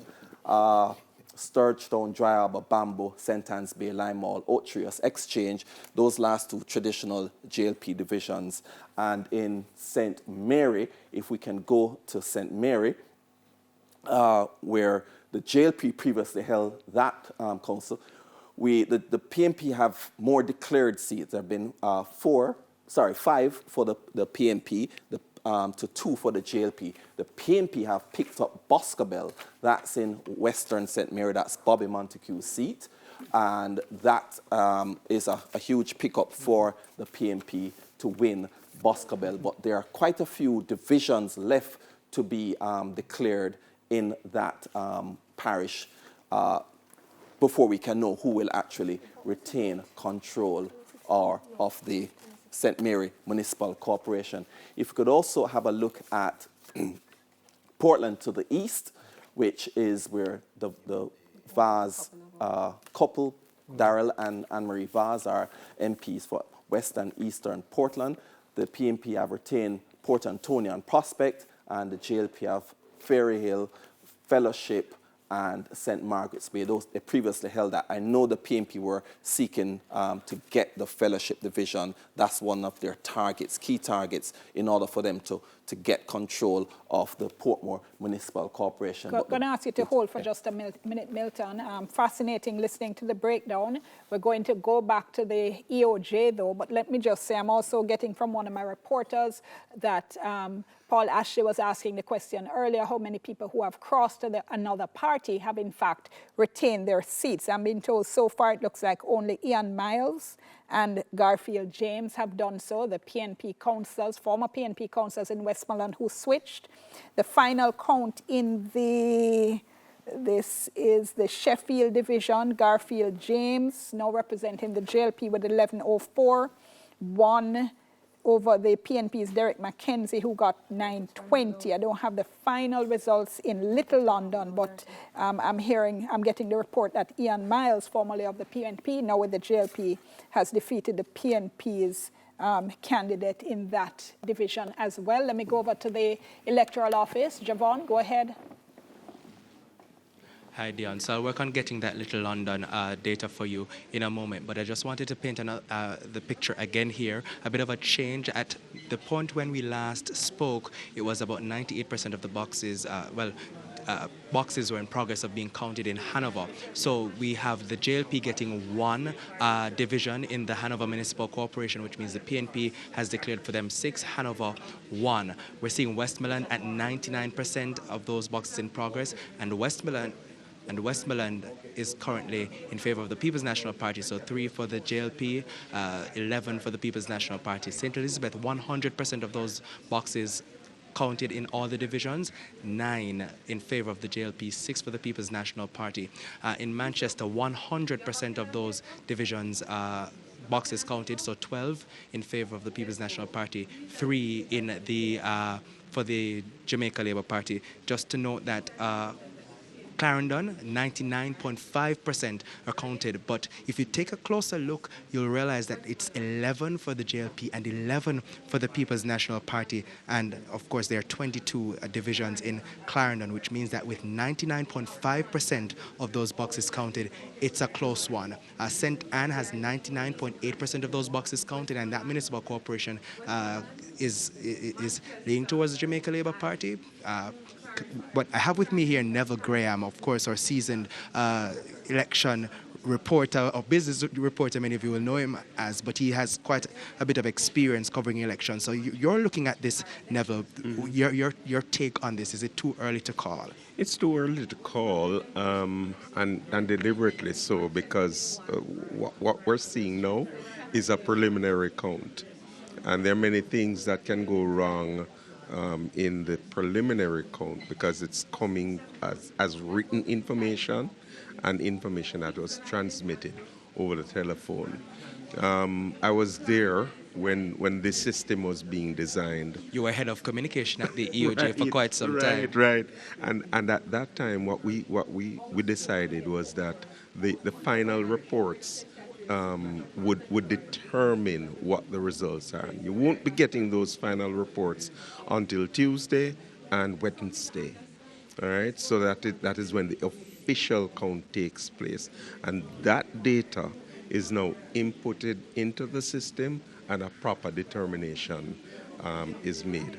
Now, I can tell you that when we will have known the results on Tuesday or Wednesday, there's also the process of what you call a magisterial recount that has to be done. If, say, there's a difference of 10 votes or so between the parties, then either of them can request a magisterial recount.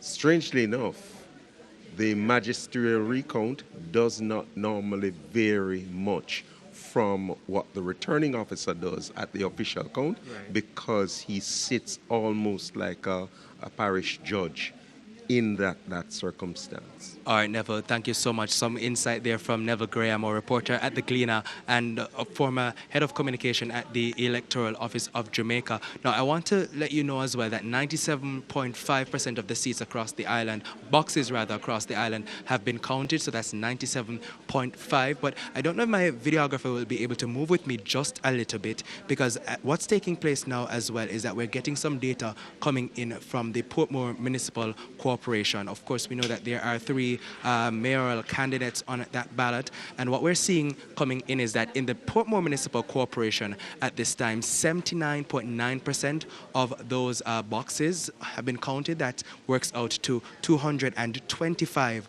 of the 319 boxes. And what we're seeing are just 3 of the divisions here. Of course, as you may know by now, in the Portmore Municipal Corporation, the residents don't just elect their councillors, but they also have on their ballot the mayoral candidates, and we have an independent candidate running for mayor here, Hamilton Howard. In the Gregory Park division, he has 21% of the votes. Markland Edwards is leading in that division with 1,482, while Leon Thomas has 42% or 1,083. In Portmore Pines, we're seeing that the People's National Party is leading with the JLP is leading also. Markland Edwards has 987 with Leon Thomas, 894. And then the Greater Portmore North Division, the People's National Party is leading. So Thomas has 1,056 and 863 for Markland Edwards. Now they're at 80% of the boxes being counted, so that change there taking place as we speak.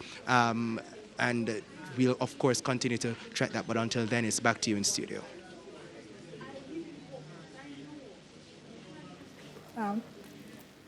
Thank you so much, Javon. Thank you so much, Javon. I know we got an update on some of the parishes. Hopefully next time we can just go down parish by parish and get all of the parishes. We did have there two declared, which is St. Elizabeth and Manchester. St. Elizabeth declared for the JLP, Manchester declared for the People's National Party. And although we heard earlier Delroy Williams saying that the JLP had won KSAC, we're still seeing the tie up on the official board. So again, you do sometimes have a little bit of a lag period because, you know, as we were saying earlier, the parties hear directly from the people who are actually watching the count as soon as that is completed. So we'll wait and hear that. But this, I don't know, what are we reading here? Well, Golden is going to see himself as a winner at this point. Whatever the outcome, whatever the final outcome. I mean, 98 in 2016 for the PNP, 130 for the JLP. Now it has shifted. It's almost as if it's going to be a dead heat. Again, statistical dead heat on both polls. So it's going to be razor thin in terms of the breakdown of the winning in the parishes. The popular vote is also, as we heard earlier, it's razor thin. It's not a lot between them at this point in time. 303, 136, 282, 133 for the JLP. Razor thin. But Golden will see in that a vindication of his leadership and his team. As I said, no long knives, because if he trailed and lost, then there would be long knives out in the morning. So he sees himself as being vindicated, I imagine, and gives himself and his team a breathing space in the People's National Party. Still fractured, as we all, I mean, you know, whatever they say, but still fractured, but a breathing space for Golden. Holness will also... Let me just interrupt you for a moment just to say, as soon as we have the parish by parish, can we just bring it back up? Because I know our viewers do want to be very clear on where we are. Let me just... Holness will also see this as certainly that they're not showing him the exit as yet. He'll see that the voters are not showing him the exit door as yet. And I think that is going to be important for the current Prime Minister. Did I say yes? Yeah, hold on for me. We're going through the parish by parish now. We can see it on the screen. So St. Elizabeth is the one that had been declared 9 and 6. We saw Westmoreland come up just now, which was 11 for the PNP. This is and 3 for the JLP, and this is the ones in which they're they're leading. I don't think that's 100% declared, but that certainly sounds like a win there for the PNP. And let's see, Manchester. This was declared. This is everything, all the counting finished, declared for the PNP 12-3. Hanover, we had said earlier, we had got reports of 7-0. We're hearing now the final, everything counted is 6-1 for the People's National Party, 6-1.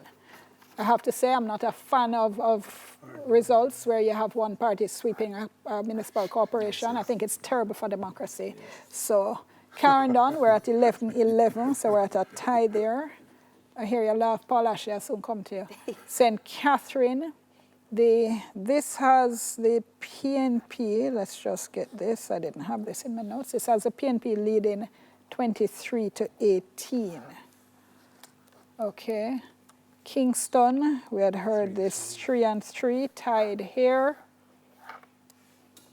And St. Andrew, we're at 17-17. So St. Thomas. That is close. Is 5 to the JLP at this point, 4 to the PNP. Remember though, St. Thomas has 10 divisions, so we're waiting to hear one. Yeah, Portland is 7 to the JLP, 2 to the PNP. Vast country.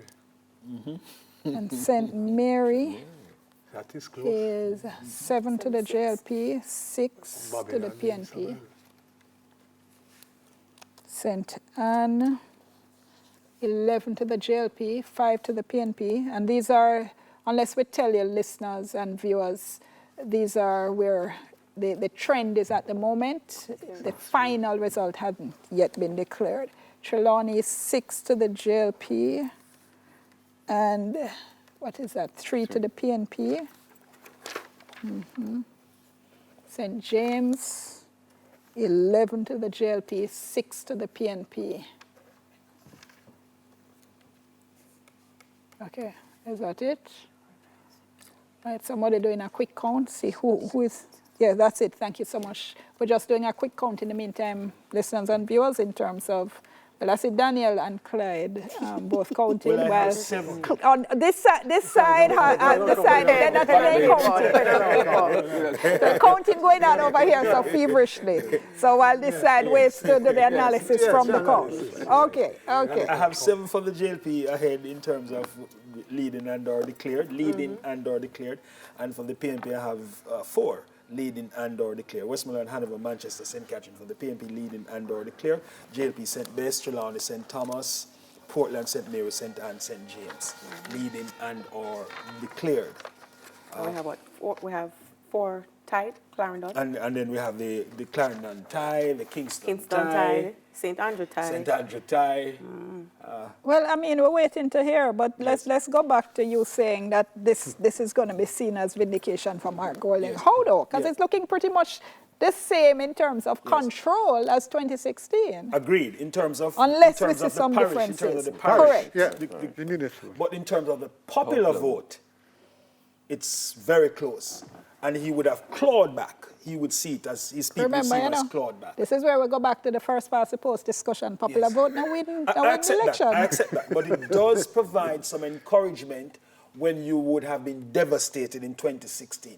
Also in terms of the number of divisions. Popular vote is what you point to when you lose, though. Yes, I understand all of that. We lost in the divisions and the constituencies. But see, we got the popular vote. But in our system, that doesn't put you enough. Yes, but remember, I'm speaking about how his team is going to be seen. I'm not saying how others will look at it. I'm saying his team is going to be looking at it and saying, we have made improvement in terms of the popular vote. We have made improvement in terms of the divisions we have won.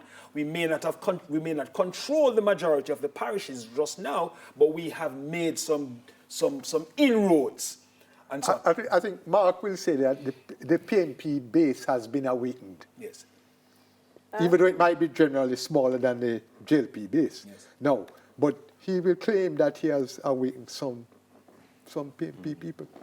The popular votes, sorry. Wait, no, but that's, sure, go ahead, Daniel. Awaken who? The PNP base. Because, you know, I declared my hand when I started, right? That I was interested in the voter turnout, the Yes. numbers of people. And we don't get that 2016 yet. was 30%, thereabout, with how you call this one? 555,880. What we're looking at, if my little maths is right, is 585 to 99. That's the estimate. That's about it. Meaning that we're in the same ballgame. 30%. Same people are playing. Nobody else actually come vote. So, but that's normal. Your point, That's normal. Your point, That's normal. which That's is normal. it. Normal. So when you say he is a walk-on, who? Yes, but it's normal. The base, because guess what? It's Mark Golding and neophyte in politics. He was supposed to be devastated in this by-election. He has not been. Right? Because I was even saying if he's devastated, he has to write resignation tomorrow morning. But it's not vindication, though. Yes. No, it's not vindication, but he survives. He will survive. The PNP popular vote in 2016 was 257,830. And I take the point. That And not there's a 203, 136 now. So there's 50,000 votes that they are just about that they have clawed back so far. We're not finished. All I'm saying is that I'm not referring to how others will look at it as an objective person. I'm saying from their side, they're going to see it as some improvement over what took place in 2016. Final numbers are not yet come. Already they have 4 parishes that have been either declared or leading in, and they possibly may pick up 1 or 2 or several more. So from their side, Holness will see it as not showing him the exit at this point in time. But remember, Clyde, a third term is a difficult thing. Always. It is a serious, difficult thing, a third term. The cards are stacked against you when you're going for a third term. Sure. Jamaicans will turn out to vote you out. Yes. Right? Then you'll get the serious turnout. Yes. Right? But I agree with you. It might be holding firm, everybody, but the PNP base has been awakened to the extent that he has done. He will survive. He will survive for the time being. That's what I put. There won't, in other words, there is not going to be a clamor in September necessarily to change the leadership of the people. Yeah, but for the time being, though. For the time being. For the time being. Because remember, that if he had lost, the PNP would be in a predicament to find a leader. It's not so easy. One second, just before I'm getting, we talk about people who switch parties, I'm getting a question about the Moko division in North Central Clarendon, where Romain Morris had won for the JLP in 2016. Yes, he switched to the PNP and has won it for the PNP. That's good. Yeah. With 1240 to 1049 for Clement Alves of the JLP. And he was declared a non-performer by the JLP. But the thing about it, though, is that I agree that Mark Golding will survive for a time. Yeah. The fact is, it is still close.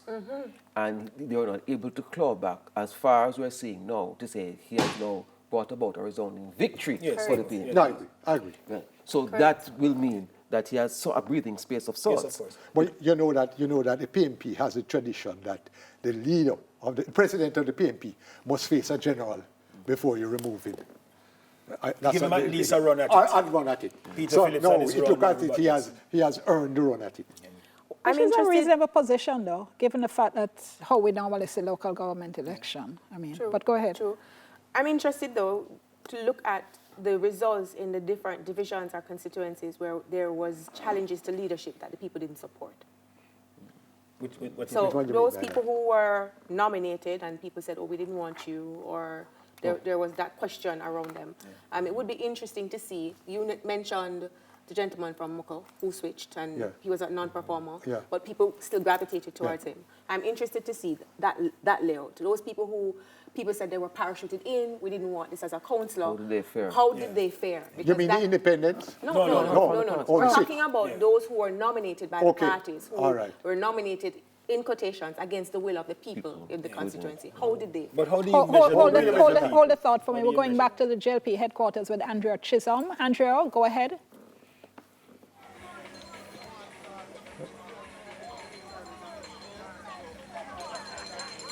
The atmosphere has gotten a little bit more festive here at the JLP headquarters at Belmont Road. There is a sound system blaring in the background, and if you look to my right, you will see that a number of JLP supporters have gathered over that section.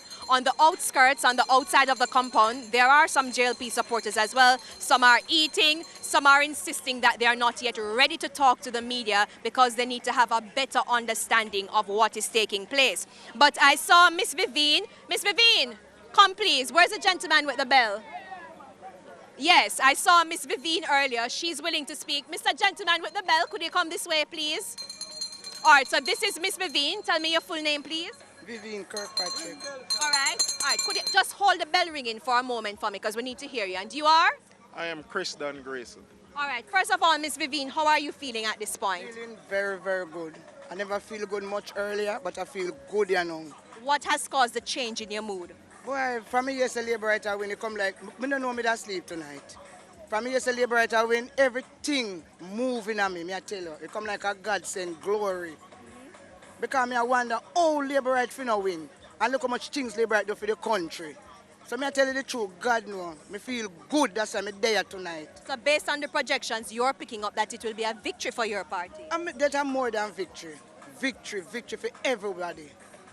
Which division did you vote in today? West Central, St. Catherine. You know the specific division? Or that's a constituency, you don't know the specific division? West Central, St. Andrew. Steve Right. That's the division with Mr. Williams, Delroy Williams. So you talk to me now. What was today like for you? It's just a job. This way, coming up, please. And turn this way, so everybody can see up on TV. Yes. How was today for you? Today is a good day. We know what the campaign feeling is like. We know what the election bug is like. And I got it. I got the bug today. And election is a science. You either feel good and you know you're going to win, or you have doubts. I never have any doubts. Right? And history has shown, based on PM winning margin and our councillor that we voted for, 1,000, we never have any doubt. That's a sure seat. Mayor Williams, that's a sure seat. Our only infraction was Councillor Glenn Salmon, and he was doing positive in his division. However, I choose to come up to Belmont Road when I see it was empty because I want to know where are my labour rights. Yes, where are they? Right? Where are my labour rights? I don't know. So I say, I have so much shaky labour rights where I worry and I'm sure I win because the last time I checked, a 95 to 100. And we don't have no doubt that the GLP will retain its seat. Right? Even though we like opposition. But we like to control the opposition and keep them where they belong, in opposition, because we have been waiting for so much. And let's look at the indicators. Don't take too long, though, because we still have to wrap up. Very quickly. The indicators. We are building most BPOs, right? So we have more people working. We have the most road network. We have more people working. We look at the GDP, we look at the net reserve, we look at all of these indicators. And we see that the GLP is ahead. So, and here's the good thing now. We have more people graduating from school, colleges, high school, colleges. So we know they can make positive decisions and impact our country favorably. So I don't have any doubt, based on my nation ability to vote for what they want. And I think the decision is clear. Thank you so much for speaking with me tonight. That was two JLP supporters speaking with me here at Belmont Road as the mood has shifted a bit into some form of festivities. Dion, it's back to you in studio. Thank you so much, Andrea. And we just want to give our listeners and our viewers an update of what we're seeing nationally. Let's put up first what we're seeing in terms of the popular vote. The PNP has polled 303,847 votes to the PNP's 280 JLP. Let's start over. PNP 303,847, JLP 282,648. So you're seeing the graphic there on the screen. So the popular vote at this point, the PNP ahead by, that's about 20,000 votes, I believe. Okay, and let's go in terms of the number of divisions that have been declared now. Island-wide, 102 divisions have been declared for the People's National Party. 95 have been declared for the Jamaica Labour Party. So that's 102 declared for the People's National Party, 95 declared for the Jamaica Labour Party. The JLP is leading in 17 The PNP is leading in another 13. So we have there, that's 30 that were yet to declare. JLP leading in 17 of those, and the PNP is leading in 13. So we will see what we will see as those continue to come in and as the final declarations continue to be made. So at this point in time, the JLP is losing in some of the divisions because they're 130. Yeah. The PNP has made a marginal 98 in 2016. They're at 102 with 13 leading.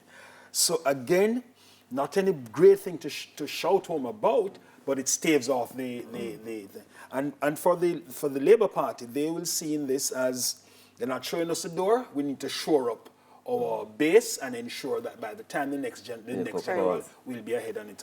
Not only that, all the promises stroke commitments have to be fulfilled before the next general election.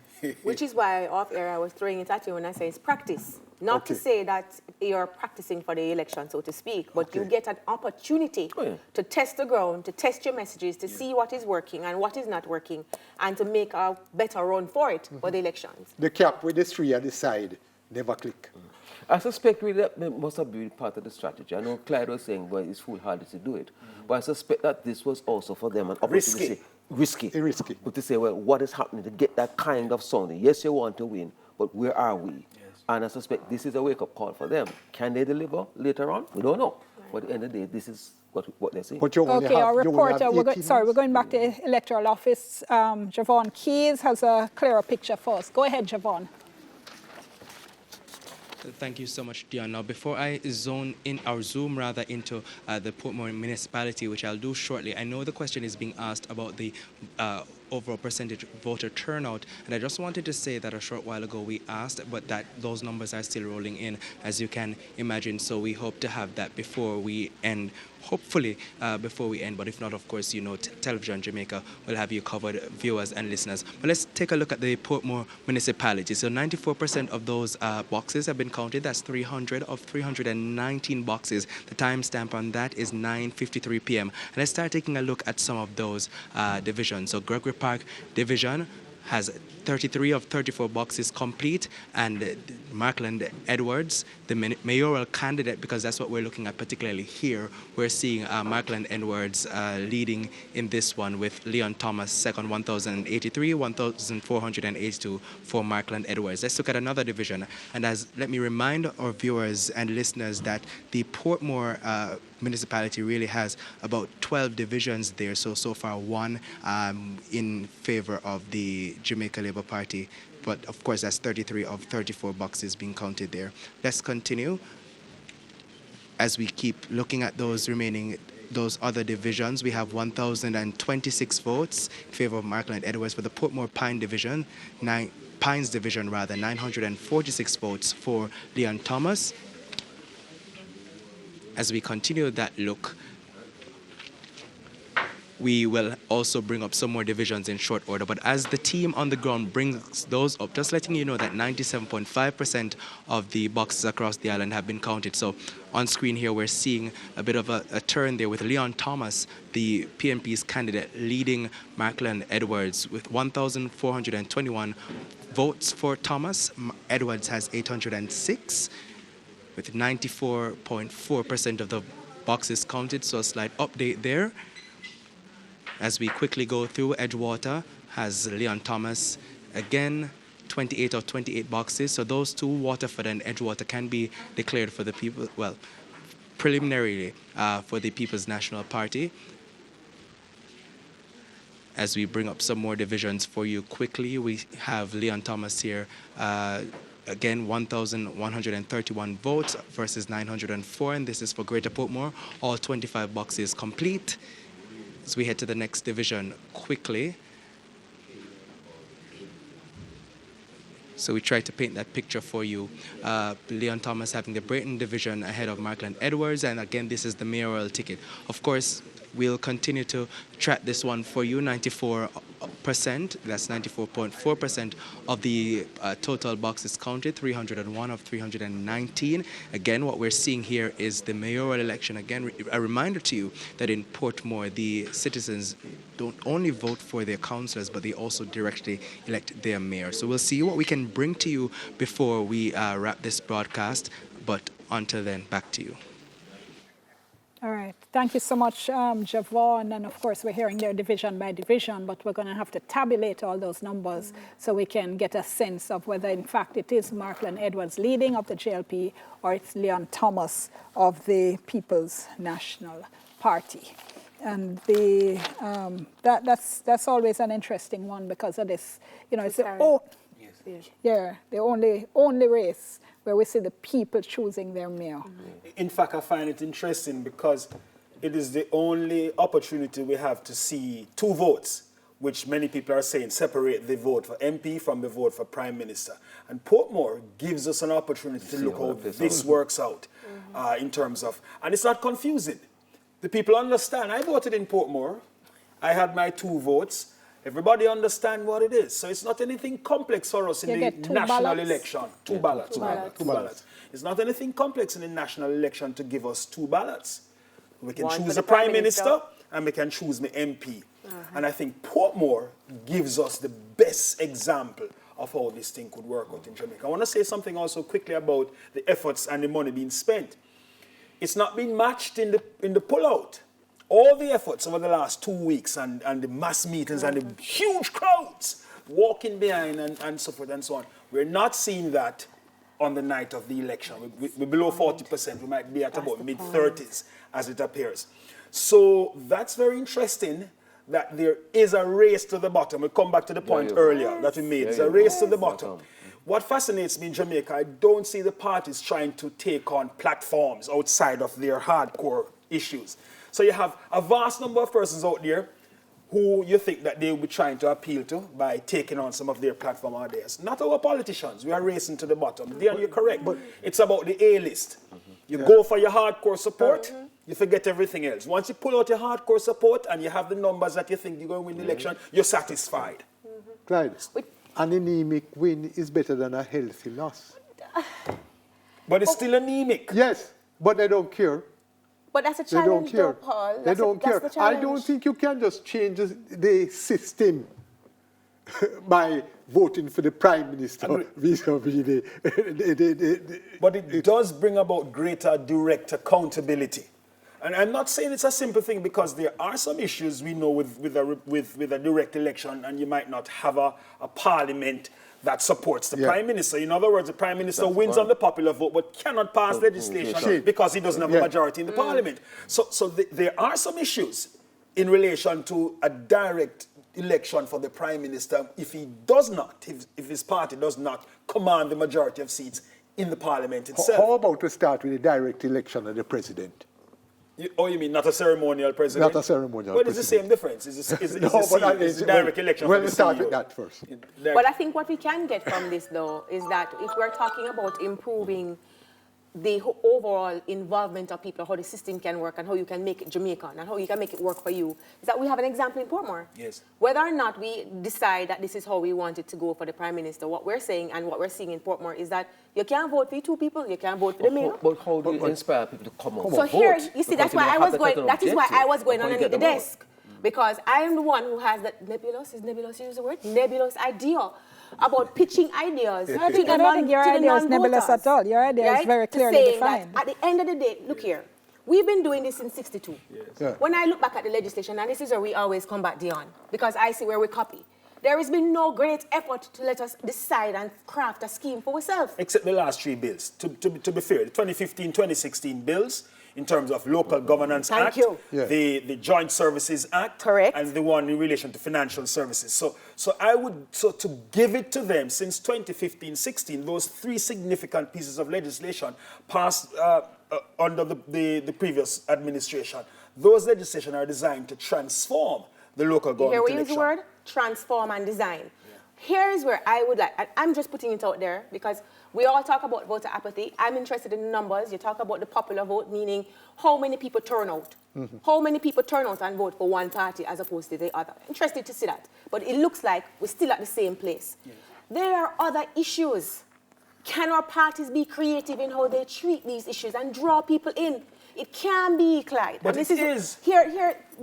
It is. It can if you want to speak about ideals, a member of parliament is going. So here's where I have the problem now. You go vote and you go vote today.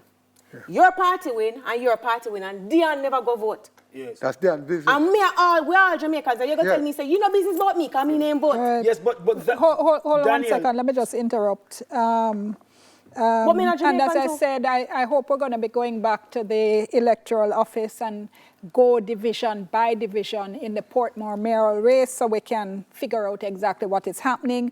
Of the 5 results that were just called, however, of those 5 divisions, we have let me see, Leon Edwards of the PNP with 5-0. No, let me go again. Markland Edwards of the JLP with 5025 and Leon Thomas of the PNP 6032. So the PNP right now leading in the mayoral race 6032, 50325. But that is just of the 5 divisions that we heard. We really need to hear the results from all of them. So as soon as we can we go back to the electoral office, please, and ask our reporter to go division by division so we can figure out what is happening in that race. Because we haven't all evening got a picture at all of what is happening in the mayoral race for Portmore. So I'll wait for my producer to give me that signal. And I know I interrupted y'all in full flight, but y'all know it's about the results, really. Yes, it is. And I think what you want to take from it is, as we look at the results, we look at where they are, what it says in terms of, is it a signal, as one person has said, to the party in governance? Is it a bellwether? Is it something that says you need to work on something? But it also creates an opportunity, gentlemen and lady, for us to look at what we need to do to bring more people to the table. That's all. I don't think we should be satisfied by saying I saw it go. Who is the we? But because, the thing is, though, sorry, go ahead. The thing is, though, that inspiring people to come out is a real challenge that we're facing. We're coming in a politics that has been largely leader-centered, beg your pardon. And, of course, what has happened now is that the parties are now forced to kind of spread it a bit more because you're not having that kind of charismatic leadership that we have had experienced in the past. The other part to all of this is how do we now move the country in this tonight with a state of uncertainty, because there's uncertainty out there right now because in terms of how the figures are coming in. At one point you heard, well, got the PNP won, they said maybe not, and so on. So persons want to know exactly where are we, what is happening. And I think that it also goes to show the fact that we have a very organized system because we're talking about, 228 divisions. True. And to get this information in the way we're getting it, it's really commendable. Of course. And hopefully we can get to find a way now to see how we can improve on the system. Yes. Well, that's possible, not beyond us, but it's going to take some effort and some time. Going into a 3rd term, I would say if you look at it, going into a 3rd term with all the pressures that the JLP have come under, ICI not the Prime Minister's reports. Integrity Commission still have questions around it, allegations of corruption here and there and so forth. With all of that, the JLP looking like, say, the people are not ready to show them the exit. And I think they will take some courage in that. What it will mean, Archer, is that it's going to continue to be a race to the bottom.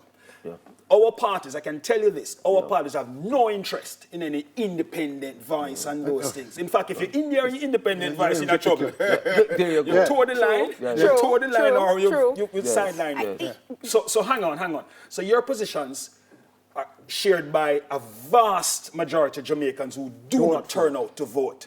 However, at the end of the day, the persons who turn out determine what happens in this country. Correct. Which is why it's beautiful to segue from what you are saying about how beautiful it is that we can actually vote. Because at the end of the day, if you really want to say, Dion, you have to really vote. Because you said it earlier. Let's work it out. No. Except, though, that what a lot of people have come to the conclusion is that they don't think it matters. So you say it allows them to have a say, but what people say is black dog and monkey. Yeah. And whoever may put in them are doing the same thing. So why should I be bothered? But you know, and that is the difficulty with this argument. You have to bother. And this is perhaps just Yes, I think you're agreeing. Dion is only saying the numbers now show that, but you're saying people should bother. Well, I know. I mean, she wants a conversion. You see, when you have a member, it's just perhaps all I can really say then in all the circumstances is this. Me not think it right. Sorry, I don't think it's correct for a member of parliament, win, lose or draw, to focus only on their voters and to say that we are not concerned about the people who don't vote. But the fact is it's wrong, because they are in fact being paid from the public purse. Thank you. And you have taken an oath for the people of Jamaica. So me just calling it out to say, since I can't get the whole cake, Dion, maybe what I can ask for is that this bellwether, this kind of thing, in order to get people more inclusive and talk a little bit more, is to be more respectful of the fact that people want to vote. People want something to vote for. Good point. Right? Yeah, and so you have to...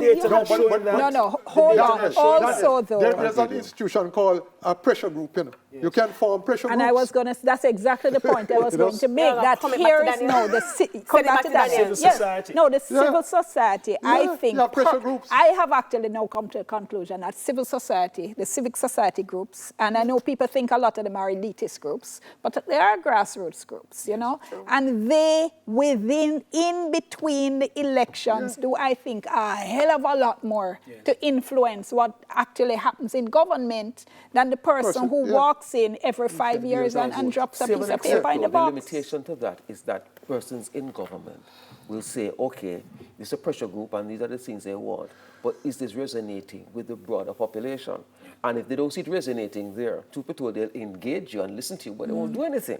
So you have to come to that point of the real power play. That's correct. The power play has to be right back to get people to actually vote, despite what is happening. The data, I'm data-driven. The data suggests more and more people are disconnecting from the system. Good. So we have to... So hang on, Daniel. So we have to start by an examination of the data and a determination of what is this data saying to us. And it is saying that, back to what Dion said, people tune out and decide, let me work in another area. Yeah. So the parties are not going to, not in their present composition and culture, they're not going to be focusing on getting anybody out except their hardcore support. And on the point you just made, Clive, that pressure groups, if they're issues, and many of them are not widespread issues, you know, constitutional reform, and some of these issues are not issues that are bread and butter issues.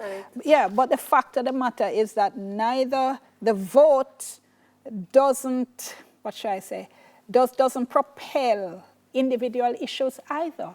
Because people vote for all kinds of things. So the fact that you are going to, I don't know, constitutional reform and you promise accountability, my issue may simply be like this. Or it may be me just want a change. Or it might be me just not like you. The party put in our candidate when me think fool, and I'm not going to vote for you. So so the fact saying that you need to bring out people to vote doesn't in and of itself either influence specific policy and governance directions. Unless you're going to make voting mandatory. No. And that's not uninjured. You don't like it. You don't like it. Well, I don't know if voting is really the key indicator. I firmly believe the right to vote must include the right to not vote. I agree. And we've seen as well in some, I know people ask this, we've seen as well in some jurisdictions that have tried to introduce mandatory voting, that if people don't want to vote, then go in and spoil the ballot paper as a mark of protest. I don't think we should be... No. We don't... How many... No, but the thing is that civil society needs to accept that it has a role to play. Well, that's the nature of democracy. Yeah. Democracy does give rights to and allow civil society groups to thrive, which does provide another avenue for people participation. My sole point, though, is because we do have voter apathy, and it does translate into other areas in terms of activity. So you're asking for data-driven, done and it's important. No, I'm not asking for that. I'm saying that I'm being guided and I'm giving you the data. 47% of all voters interviewed indicated that they were interested. I'm looking at that data Clyde, and simply saying, if 47% are interested, looking at the numbers that we have now, it's still below 30. That little discrepancy, what would account for that? But the local government has always been 30. in these. That is I hear you. I hear you both. I don't know where you get the 40%. Maybe the poll was wrong. It's always the poll can be wrong. The thing, yeah, we get the 40% from the 30. Person will come out when they're fed up. Yes. Right? And if there's Correct. incumbency, a person will come out and if you rile them up enough, they will move and will come out. Of course. And also, in terms of enumeration, how many persons are really at least getting enumerated? There are some persons, especially if you say, I want to vote. When you check, Doesn't our voter list influence our jury list? Yes, it does. Yeah. Yes. So they pull from that. So they pull from the voter list. But both people of them don't in the like pits. with the jury list. Both of them in the pits. The jury list is in the pits and the voter list in the pits. I'm just saying. Yeah. So it's all a question now about gathering all of this to say, we see what the significant challenges are. Yeah. Question is, how do we meet them? Do we Who is accept the it? we? We as me and you as a society. No, but you see, so you see, that's a very, because That's you and I top as a down. society fall into the 30. Okay, I can answer that. This is where I'm talking about the political parties and their interest. And you've already answered me. So when I say we, we're talking about the system of democracy here in Jamaica. How does it accommodate for all of this? We are trying to build a system that is Jamaican. I'm simply highlighting that these are the significant challenges that we have. And I think it's foolhardy to simply just accept it for what it is and say, so it's set. It's not going to make any better. Might as well we do that. No, hang on.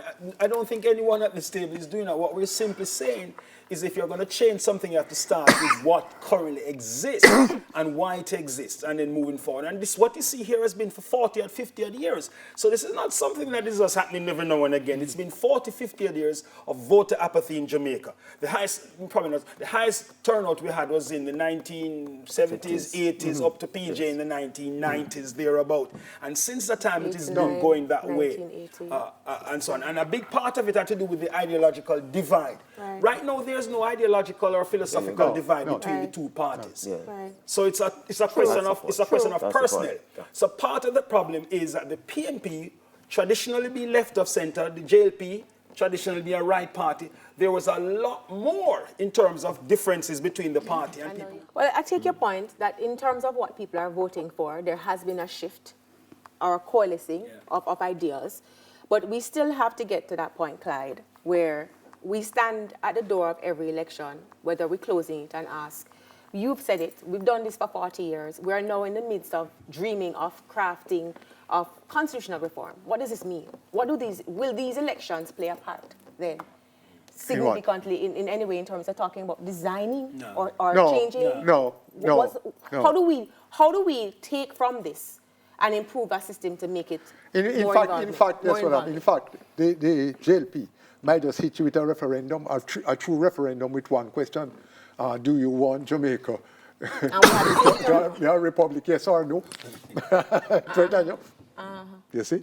It is likely. That is why Mr. Montague said this is not a referendum, because probably they are thinking of having a true referendum later this year.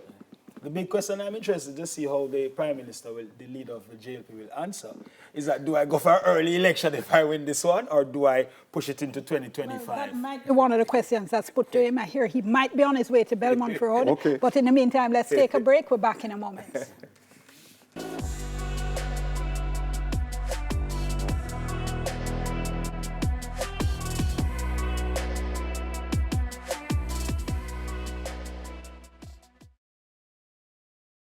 And thank you so much for staying with us. We continue our coverage of the local government elections. We're going now back to the PNP headquarters. Giovanni Dennis on location. Giovanni. All right, Dion, so what I just want to quickly make this disclaimer. You may see people walking past me in this, on your monitor at home, to our viewers as well. The party president, Mark Golding, just arrived. His vehicle is actually parked right behind where I'm standing right now, and he just made his way inside. He was greeted by Julian Robinson, and he was taken inside the party headquarters with me, however, at the moment. And I should say as well that the moment he arrived, of course, the atmosphere here, it interrupted, essentially. Things had died down somewhat just before the arrival of Mark Golding. It has now gone up back some notch, some decibels, I should say. Vuvuzelas are making my ears ring. But with me is the councillor for the Whitfield Town Division, Eugene Kelly, who retained his seat. Mr. Kelly, quickly, there's a reaction from you in terms of returning your seat. How do you feel? Yes, I am feeling ecstatic that I have retained the confidence of the people. It is a humbling experience. We spoke earlier with Dennis Gordon, who increased his margins. The number of votes he got increased in terms of what he compared to 2016. Yes. I'm saying that in the context that the results that we're getting from the Electoral Office of Jamaica is that there's been a tie in the Kingston and St. Andrew Municipal Corporation with 17 seats going to the JLP for St. Andrew, 17 for the PNP, 3 seats in Kingston for the JLP, 3 for the People's National Party. And so to decide a councillor, that will come down to a popular vote. If there's not a recount and something changes in either of the parishes, Kingston or St. Andrew, in terms of the popular vote, what's the PNP's feeling in terms of what the numbers are getting? Information is that we are leading also in the popular vote. And so we expect to take the leadership of the council. And from that, in terms of the municipal corporation, do you feel at this moment that you'll be reclaiming the Kingston and St. Andrew Municipal Corporation? Yes, as according to the law as we know it, in the event of the 2020 split, the Chief Electoral Officer of the parish will cast the deciding vote.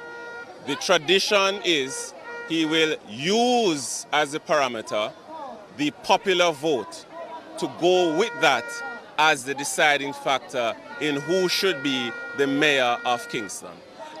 Just outside of that, though, even before we get to that, the mood here is celebratory, and I think because many people are happy, many PNP supporters have said to me so far, and people who I've spoken with from the executive, that they're happy for winning back the Trafalgar division that was won on the PNP ticket from the last election, and also the Papine division that was on a PNP ticket, Kari Douglas and Venetia Phillips in both instances. Right. Is that driving the mood here at the moment? Because for the rest of the island, it's not yet complete. And it's not, well, but additionally, the information you are working with, we have different information, and we believe we're going to get more than 20 seats. That's one. But if, as we say, over the next coming days, there will be final counts. But definitely, those two, we're not bitter. I mean, those seats were traditionally PNP seats. Those persons went against the wishes of their voters in supporting another political party, and it has come home. There's no bitterness there, and we have retained the seat handily. As a matter of fact, increase the margins too. All right, thank you so much for that. There is Eugene Kelly, the councillor from the Whitfield Town Division for the People's National Party. Again, I'm just going to step outside of the shot just to give you an idea so you can look and see for yourselves, viewers, there's someone speaking from a van on the compound inside the yard, and the supporters are also here standing and looking. The party president, Mark Golding, moments ago, less than 5 minutes ago, arrived, and he is now inside the party offices. So just standing up before we come back to you in studio, and you on the team.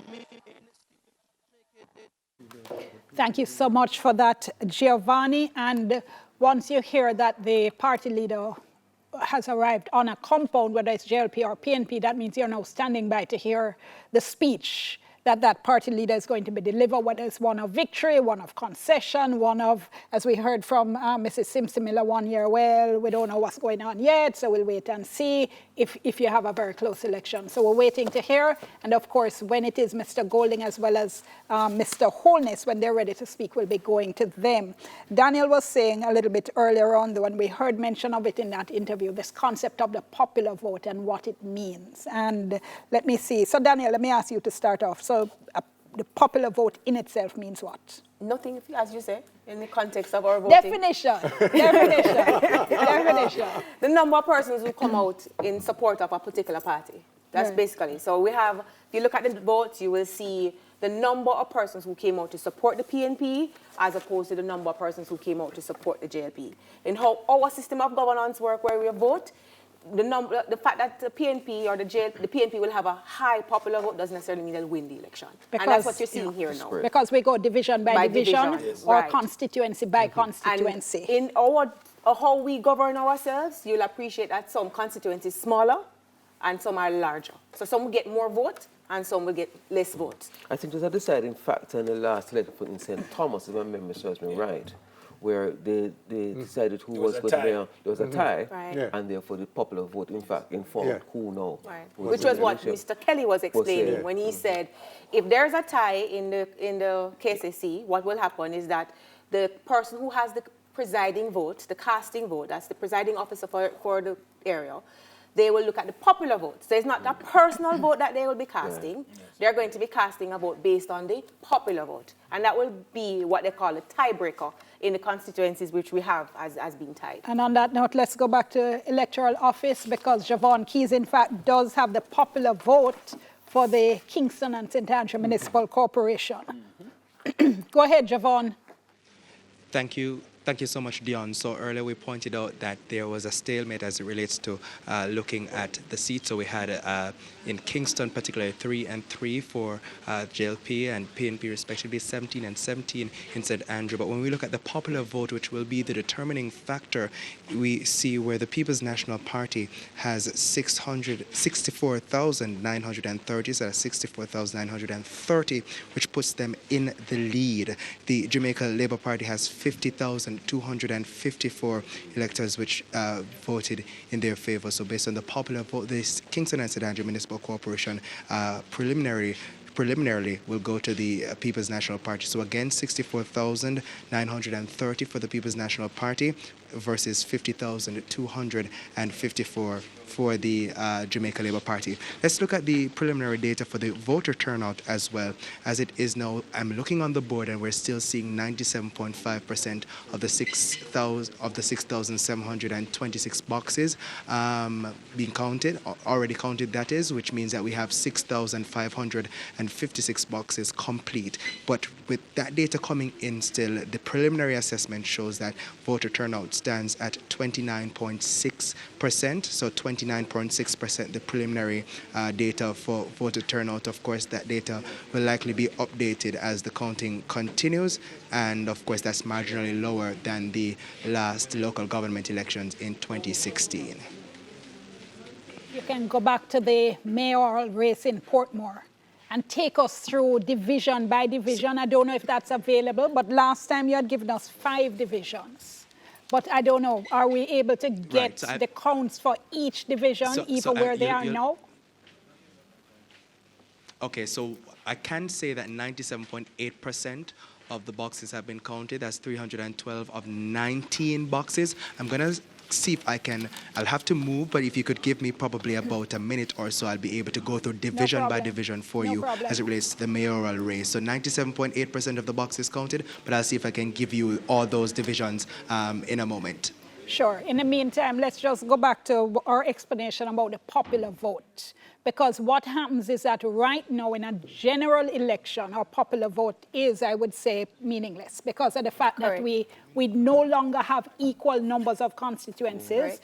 Listeners and viewers may remember there was one year where there was a lot of concern that would have ended up with a tie vote. That's the year we had, was it 32, 33, 30, what was it? It was 60 at the time, so it was 60. 29, 31 or something. It was so close. It was very close. Yes. And having seen the disaster that happened in Trinidad and Tobago, sorry my TNT friends, when they had a tie and the difficulty they had getting their parliament up, electing a speaker and everything, there was a lot of concern here. We now have 63, so the popular vote will not come into play in a general election. It does still come into play in the local government elections. As we've seen, it looks like Clarendon again, looks like KSAMC. If they have equal numbers of divisions, one, as was being explained in that earlier interview, the mayor will be chosen from the party that had the popular vote, that is the most number of votes overall.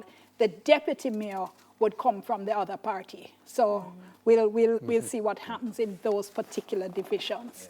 And Javon is saying 97.8% of the votes now in for the mayor of Portmore. So at this point, we should be able to get a pretty good picture of what is happening. Go ahead, Javon, back with you now.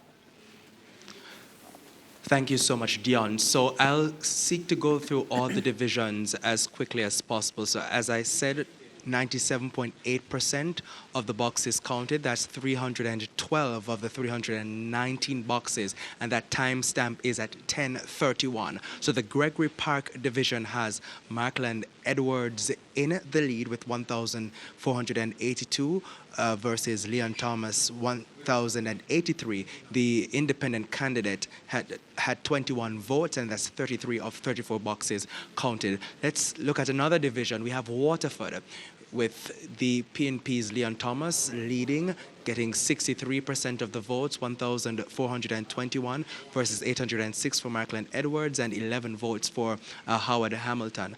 As we head to another division, Portmore Pines, 1,122 votes, 50% there going to Markland Edwards, 57 votes for Howard Hamilton, and Leon Thomas has 1,047 votes. That's 47% of the total votes in the Portmore Pines division.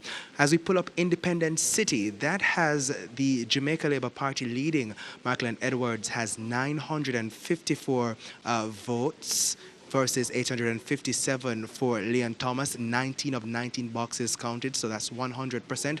As we bring up Westchester, this one only has 18 of 24 boxes counted, only 75% of those boxes counted so far. 713 votes for Markland Edwards, as Leon Thomas leads with 920 votes, or 56%. 22 votes going to Howard Hamilton. Edgewater, 28 of 28 boxes counted. This one preliminarily declared for Leon Thomas, 1,316 votes for him, with the Markland Edwards getting 877. So again, 28 of 28 boxes counted. As we bring up another division for you, Greater Portmore North, 25 of 25 boxes, 1,131, or 55% for Leon Thomas, and Markland Edwards gets 904 votes, 44%. And I think that is it for the 12. I just want to make sure that we've gone through. Well, we have Greater Portmore North, 25 of 25 boxes, 1,131 versus 904 for Markland Edwards. So the PNP getting that one, 21 votes for Howard Hamilton. And that looks just about it. I think I lost count there, but we have 12 divisions there affixed to Portmore, and that's the data we have coming in. So 97.8% of the boxes counted, 312 of 319. That's what that amounts to. 10:34 is the timestamp on that, and that's the data we have coming in at this time. Thank you so much, Key. It's very helpful there, and somebody is going to be doing the maths on that, viewers and listeners. So as soon as we do get that, we will be bringing it to you. And give you a little bit of a better picture, though. The voter turnout is, I imagine, there's significant disappointment in the parties because the effort on the road that we saw, the numbers. Yes. I saw someone in my make a lot of noise. I said, brother, that a crowd. Rent a crowd. That crowd, you must count when the votes in the box. True. And that comes down to canvassing, and that comes down to your road game on the day. When I got up this morning and I saw the movements, I knew it was going to be low. I had a sense it was going to be low. I didn't see the kind of hustle with the runners. That's right. Because you can know when the runners are coming into community, they pack up the car and they're gone and so forth. And when I went to several places, I walked around in the constituency that I live. I don't vote there anymore. I vote in Portmore, but I live in a new constituency. I didn't see those kinds of crowds. So insofar as them making it a referendum election, it didn't turn out that way, which means, in my mind, more people are being turned off because with all of this effort and all of the big wigs came out, you know. Yeah. Everybody came out, punching.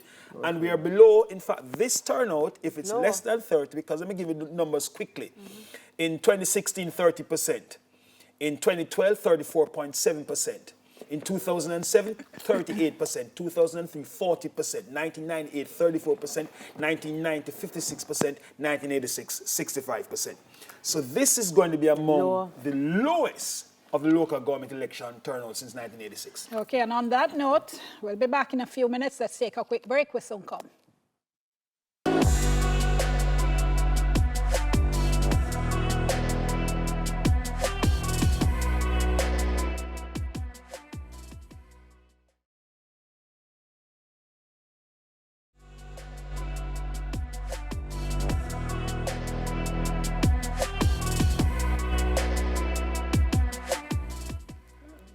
Thank you so much for staying with us. We continue with the local government election coverage, and we are going to be bringing up for you the divisions in the Portmore municipality so we can see what has been happening there.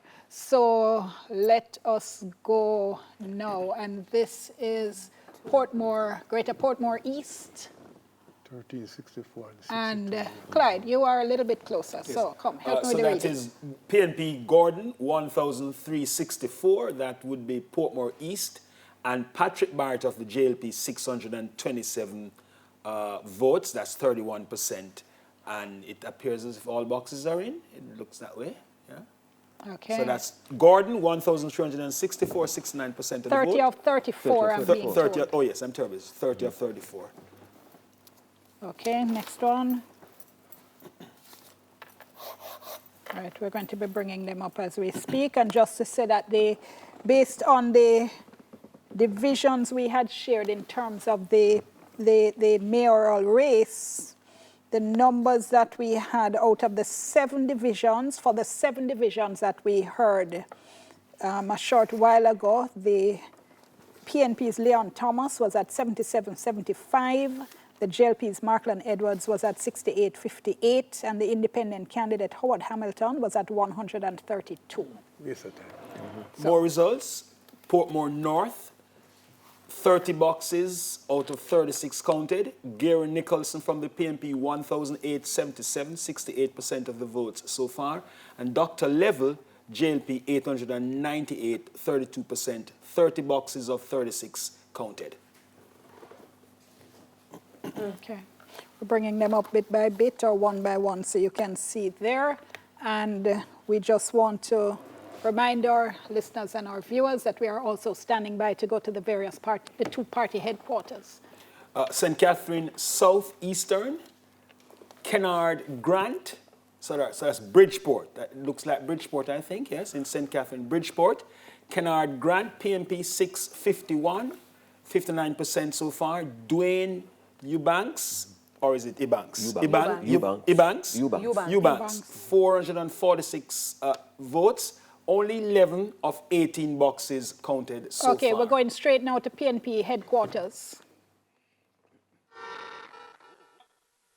Shown that the People's National Party, having not won a general election since 2011 or a local since 2012, we have shown that we have the capacity to deliver, to execute, and to achieve victory. And my heart is full because the PNP has come back as a strong, powerful force in this land again for the masses of the people and all Jamaica.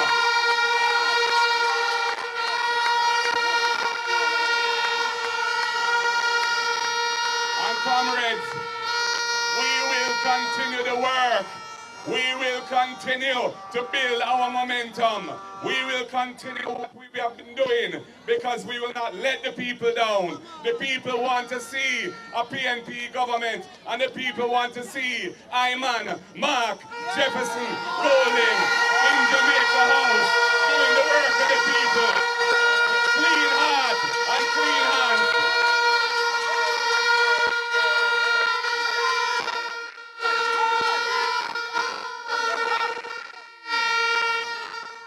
Comrades, we can go forward with confidence.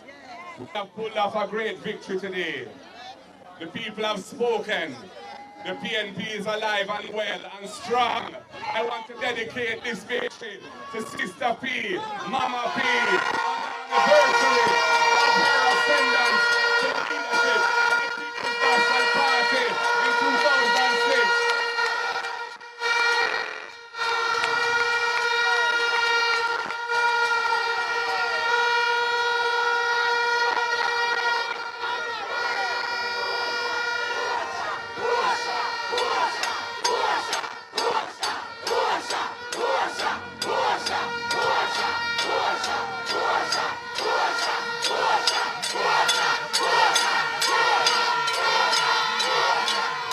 They're saying Porsche. Then Mark Golding just said, and this is Giovanni Dennis speaking, Mark Golding just said they're dedicating today's performance to Porsche Simpson Miller, who ascended to the leadership of the People's National Party on this day in 2006. One of the children of Michael Manley, and he said to me, NW and Michael Manley are smiling tonight. And I want to say, the next PNP government will govern in the true spirit of the People's National Party as founded by the Right Excellent Norman Washington Manley and as created into a vibrant, massive force by his son, Joshua Michael Manley.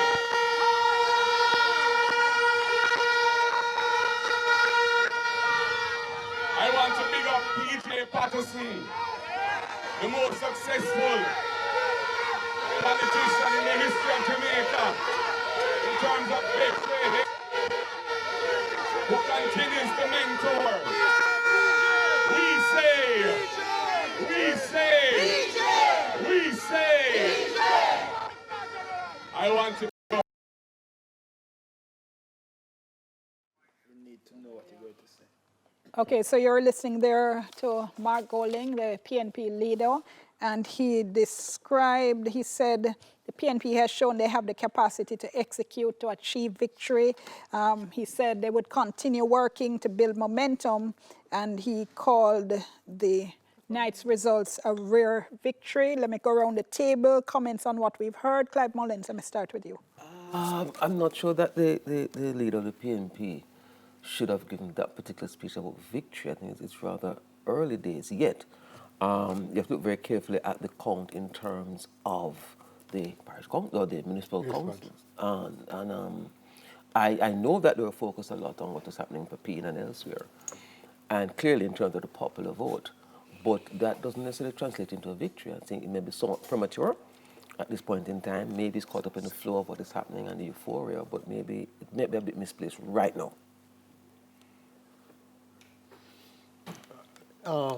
In Jamaica, we tend to give our own meanings to words. I don't know on what measure the term victory is appropriate. They have done surprisingly well. They haven't been victorious if one uses the measure as to the amount of municipalities they control. They haven't won. They haven't been victorious. They have retained, they have dealt with 2 out of 3 turncoats, or whatever they call them, right? The 2 out of 3 they have gotten. It's not a victory. It's not a victory. More than that. Remember the 2 in Westmoreland. Westmoreland, all right. So 1 for the JLP. All right, so they have 2 out of, they have 3 out of 5. 1, 2, 3 and 2. 4, There are 2. 5. 2 for the JLP and 3 for the PNP. That's correct? I'll sort it. Yeah, that's right. All right, it's close there. The 2 in Westmoreland, 1 for the JLP. The 2 in the KSAC, lost for the JLP. Yes, and there is 1 in St. Catherine for the PNP. The man who went from JLP to PNP. The one in the Ministers of Information constituency. Morris. Okay, yes. that one is slipping me, but I'll double check it. Yeah, Morris won with it. The non-performer, the so-called non-performer who performed well. He was being the non-performer by the minister. We also had the Moko division with the... Okay, all right. Well, all right, yeah, well, they figure the one in the corporate area is the one that they all were excited about. It seems to me that he has survived, and yeah, he puts survival as victorious. Maybe he means tending towards being victorious in the national central government election. Is attendance. He's saying we're on the right, we're on a victorious track. Yeah. That's the most I can Remember stretch earlier it. I said how they would see it, and Yes. I was pitching it, you know. Yeah. But this seemed to have gone a little bit too far. On the latest count, the JLP was leading and/or declared 7 parishes in terms of control of the municipal authority. Yeah. The PNP, if we were to include Portmore, would be at 5. So that's 7 and 5 is 12, so we have 2 left. Yeah. So I'm not so sure if he's using victory in an appropriate sense, because you will not control, based on the numbers here so far, if they hold, the JLP will control most of the municipal authorities. Hold on, I'm going to interrupt you. Going back to PNP headquarters, Giovanni Dennis is with Mark Golding. Go ahead, Giovanni. All right, thank you so much, Dion. So you may see the camera shaking a bit because it's very crowded here. Lots of other media houses trying to get a quick word from Mr. Golding one-on-one. Mr. Golding, you said just now while addressing the party supporters that this is the beginning of the end of the JLP. Why do you say that? You know, we are coming from where we were in 2020, where we were badly beaten. And today we've pulled off a victory into the popular vote, which we have won, that we control. We expanded the number of divisions that we have won substantially, and we've won the KSAMC, including by a very substantial margin on the popular vote, having equal number of divisions. So overall, I think this means that the people have spoken and they are ready for change. And that is why I say it's the beginning of the end of this Jamaica Labour Party government.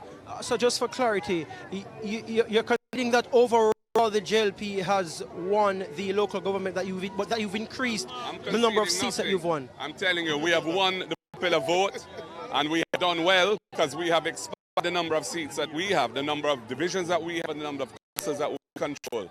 The numbers have been a bit...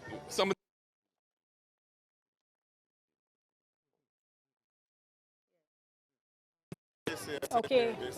All right. Well, you know, our panelists were saying, just before we went to listen to Mr. Golding, why was he claiming victory? And we heard him explain there. He is basing it, he's saying, on the popular vote. He's basing it on an expansion of the number of actual divisions won.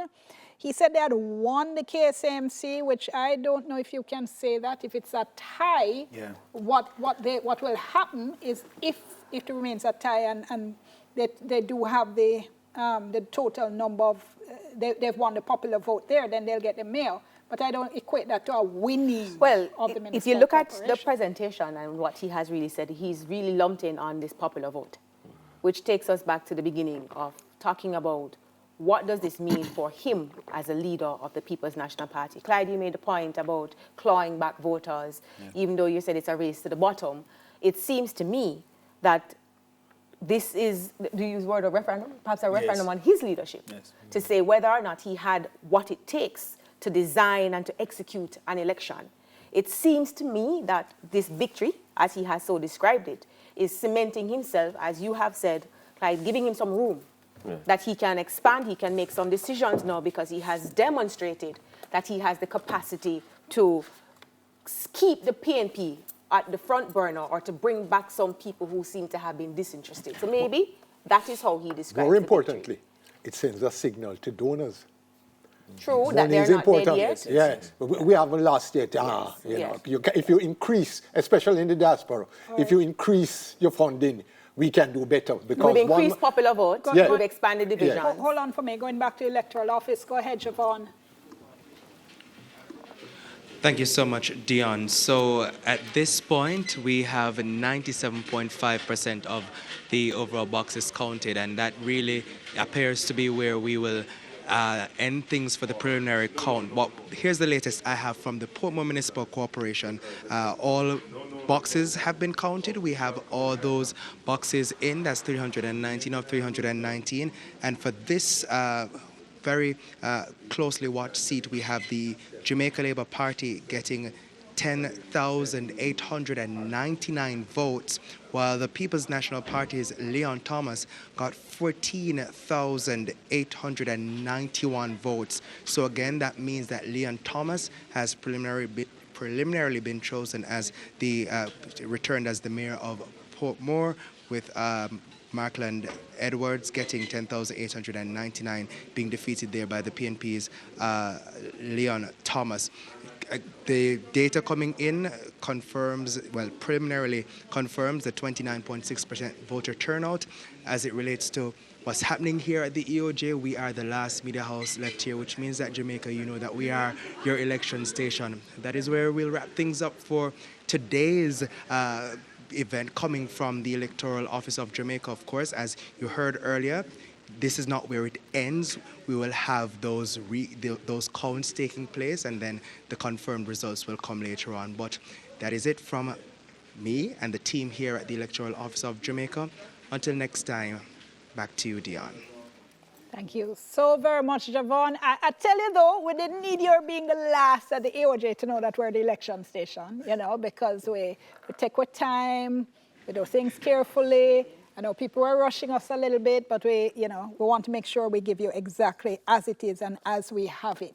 So, and again, we're winding down now, but we've heard, we're still waiting to hear, to see if Mr. Holness is, yet at the JLP headquarters and what he is going to say. And I think one of the interesting things will be to hear how the two leaders The two victories. Yes. But in the popular vote. Because everybody's going to claim victory. Is the PNP president correct in saying that the PNP has won the popular vote? From the last numbers that we had. Is he correct? From the last numbers we had, it would appear. They were ahead. They were ahead. There was no confirmation of it. It was, I think we had 300 and something, 303 to 282. That was one of the numbers I had. I'll ask the production team to give me what they have. Because that's... But even so... Okay, going to the JLP headquarters at Belmont Road right now. So you...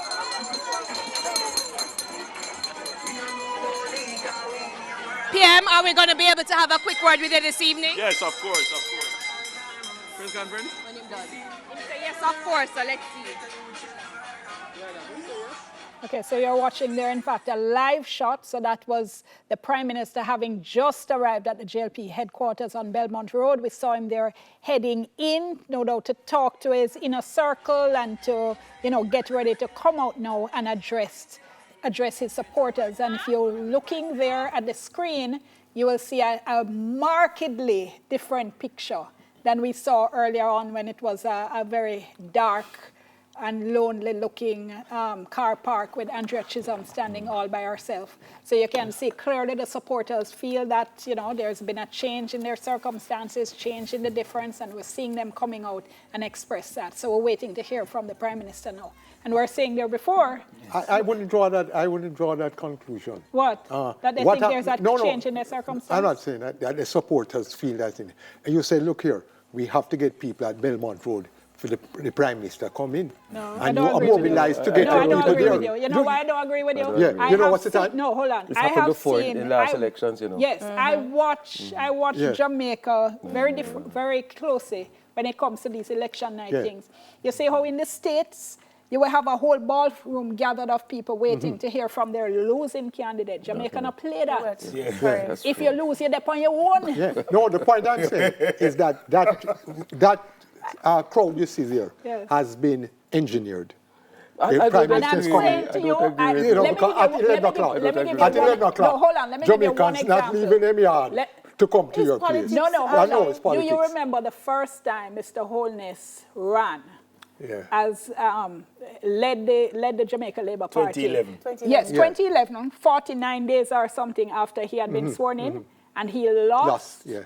And I must say, Desmond Mackenzie and Sharon Hay Webster won with him at Belmont Road. But interestingly, there was no crowd engineer. Interestingly, beyond the last general election, this happened, I remember distinctly. We sat here and there was a crowd at Uru and hardly anybody. And then later on, it actually shifted. It really did. Because people watching and people going to come out. People are watching and they're listening and they are listening to hear what is and trying to see what is happening. You're right. One of the things that makes me, I'm curious.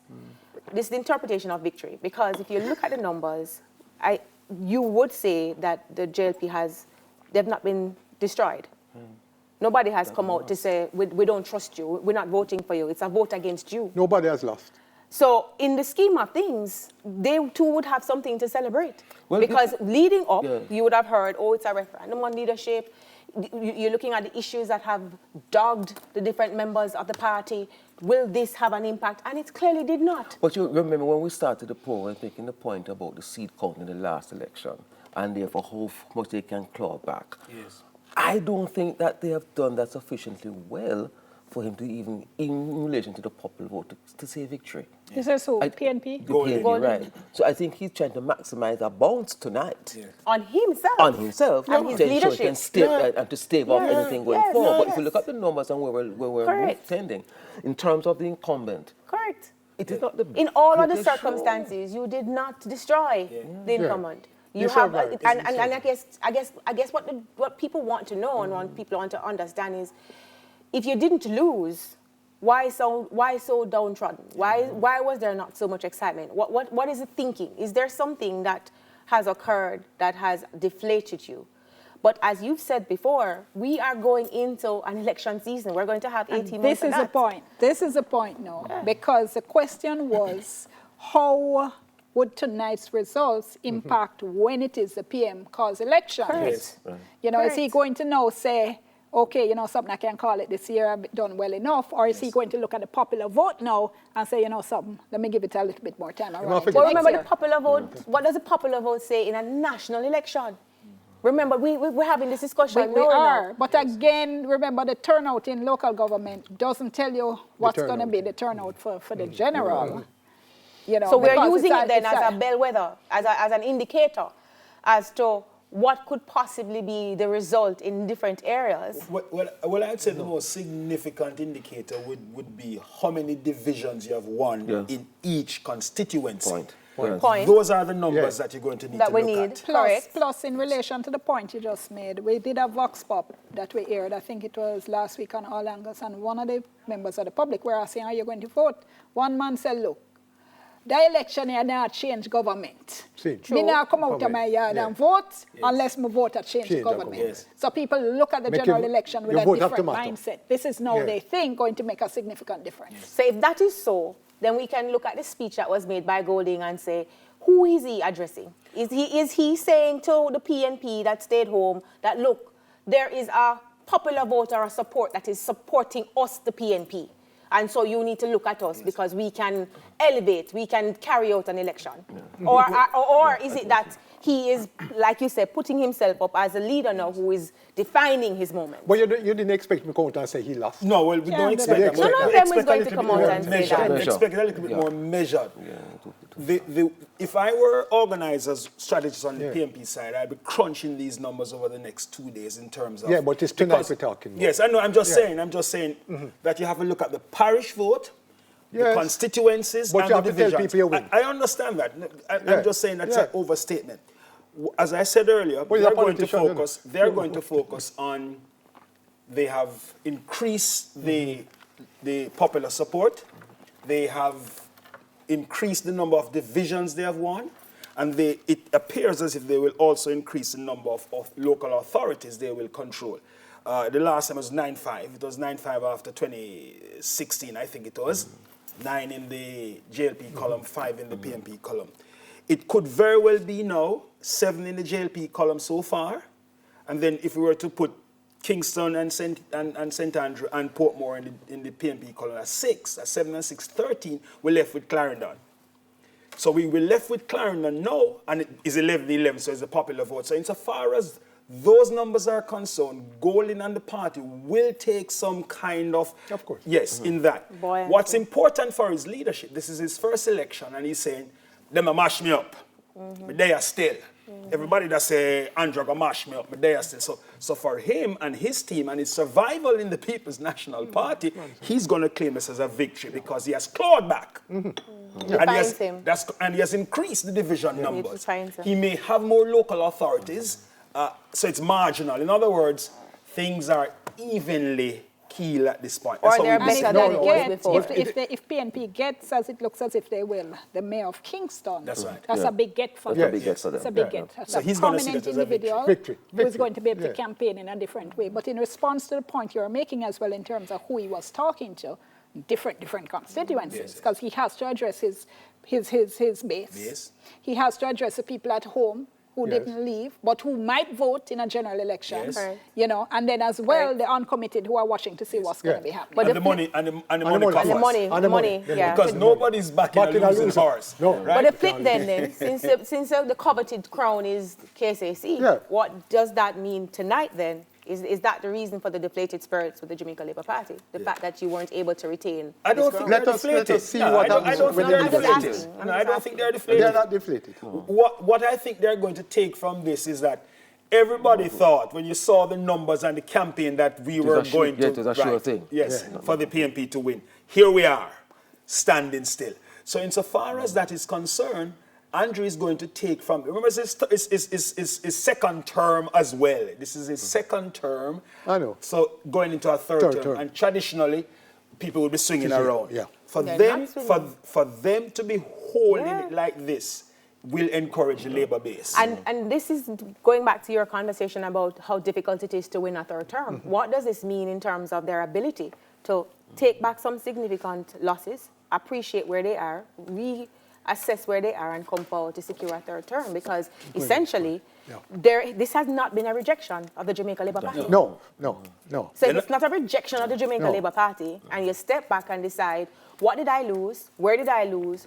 What were the factors? And use the 18 months of active campaigning, it is more than likely that we might see the fortunes of a third term. Let me just run through again, because the last set of results we're getting from EOJ is that nothing has changed from the last time we gave it the results, but I'm just going to run them through for you again. So Kingston is 3-3, 3 to JLP, 3 to PNP. St. Andrew is 17 and 17. So in other words, Kingston and St. Andrew Municipal Corporation, right now it's 20-20, the EOJ is telling us. St. Thomas is 5 to JLP and 4 to PNP. So that's one division. We're not sure what is happening there.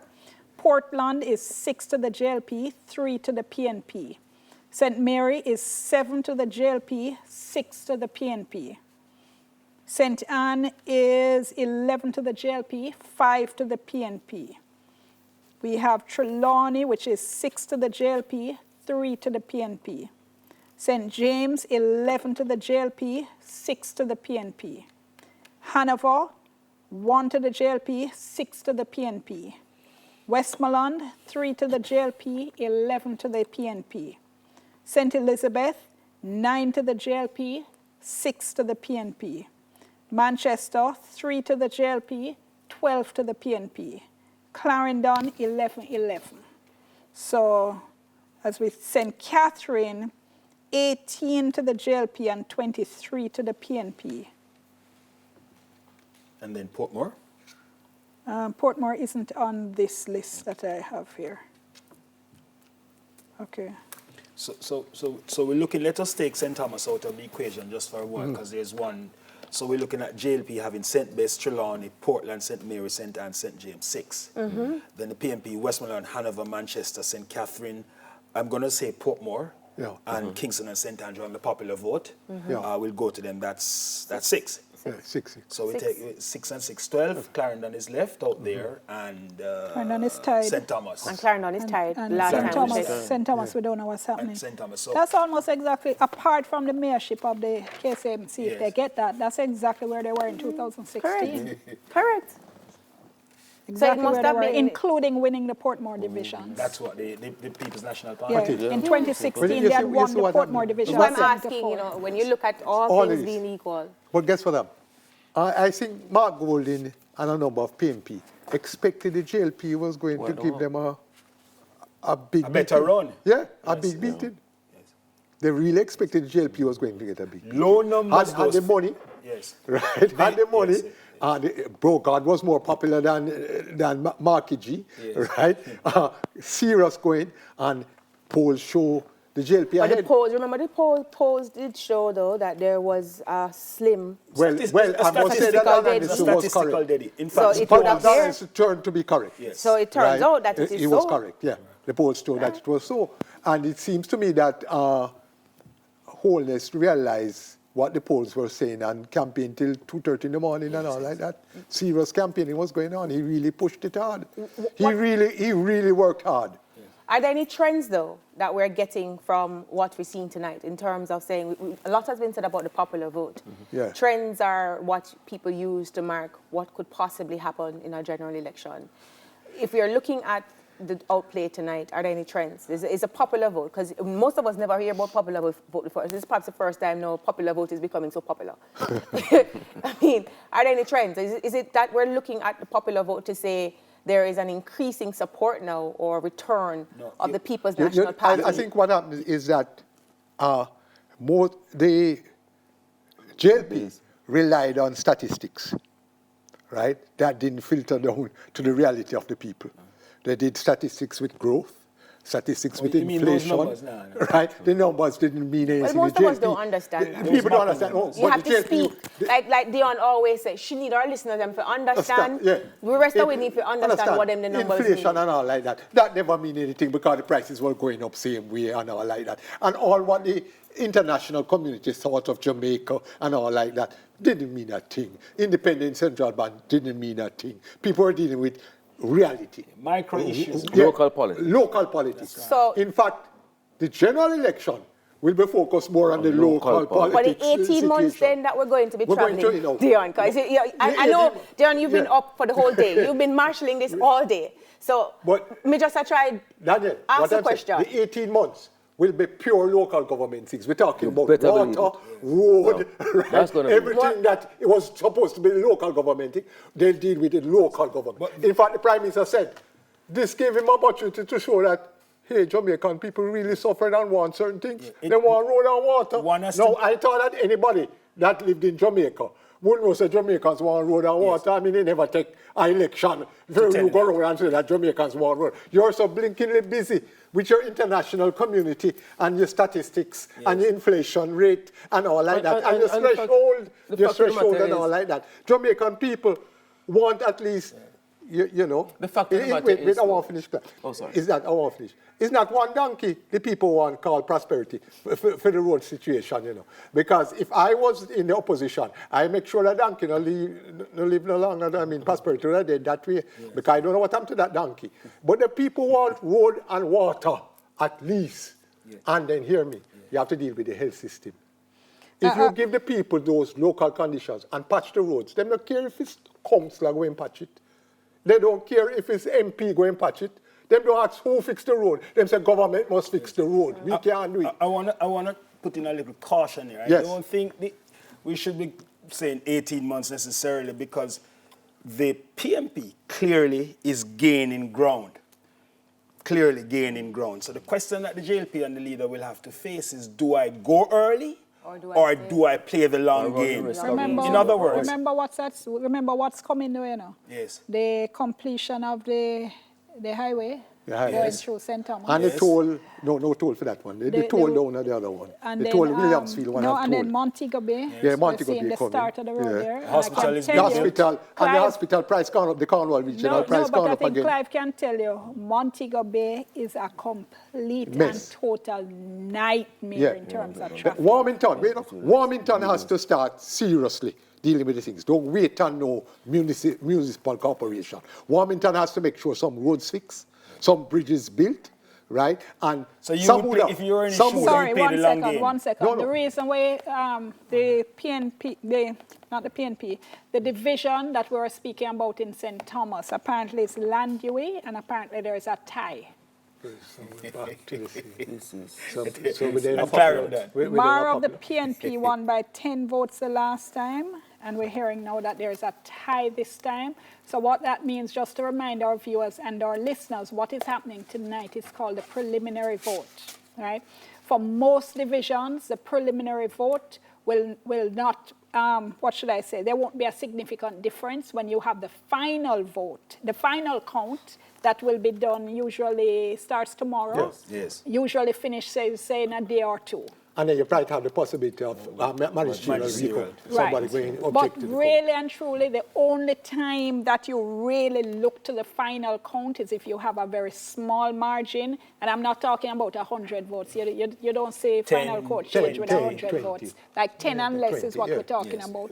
So that's the point at which, so we can see this happening for Landue. I can tell you from now, every single ballot is going to be scrutinized now. Yes. You know, so there's going to be a final count, and it's undoubtedly going to go to magisterial recount. Yes. And then you will have the spoiled ballots examined for whether or not the voter intention was for one side or the other. And Lawyers come into play. Lawyers get our money. Lawyers get our money. Lawyers get our money. Lawyers get our money. Clear on all their houses. Lawyers get our money. I have done several of those. Lawyers get our money. Did you just call lawyers play? Yes.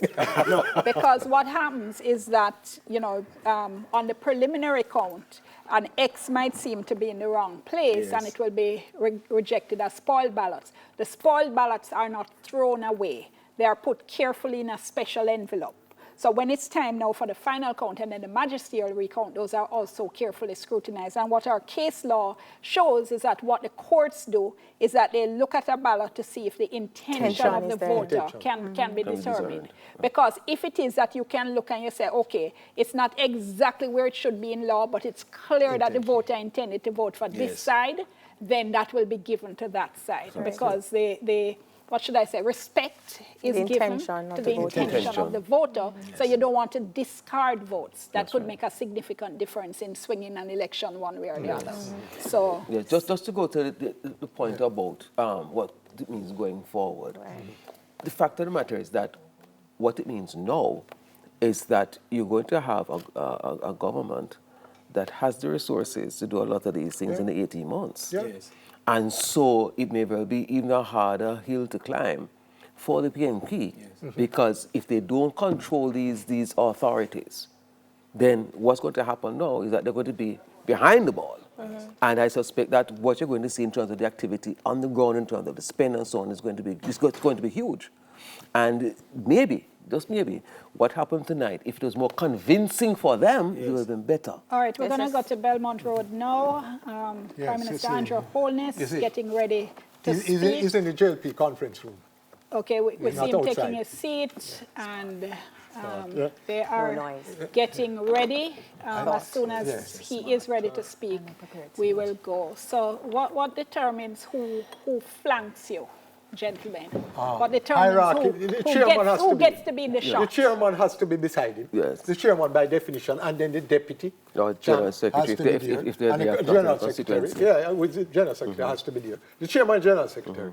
The people who have been instrumental in doing the groundwork. No, the hierarchy. The general secretary might be in the West anyway, so he wouldn't be there. No, the general secretary might take the plane up. You know, but he's going to have the local national security. This might be a security matter here. So having Desmond is crucial. Is the local Desmond has to be there. Minister of Local Government has to be there. But tell us, who else is at the table? Well, that is Miller, is it? Robert Miller and Abka Fitzhenley, I see beside. That's scary. No, Abka Fitzhenley beside the minister. Senator Fitzhenley beside the Minister of Local Government, Mackenzie. Mr. Mackenzie has to be there. He has a lot of work to do. Good. You have live feed? Yes, PM. I was about to tell you. We are live. All right. I see. Andre. Yeah, Andre.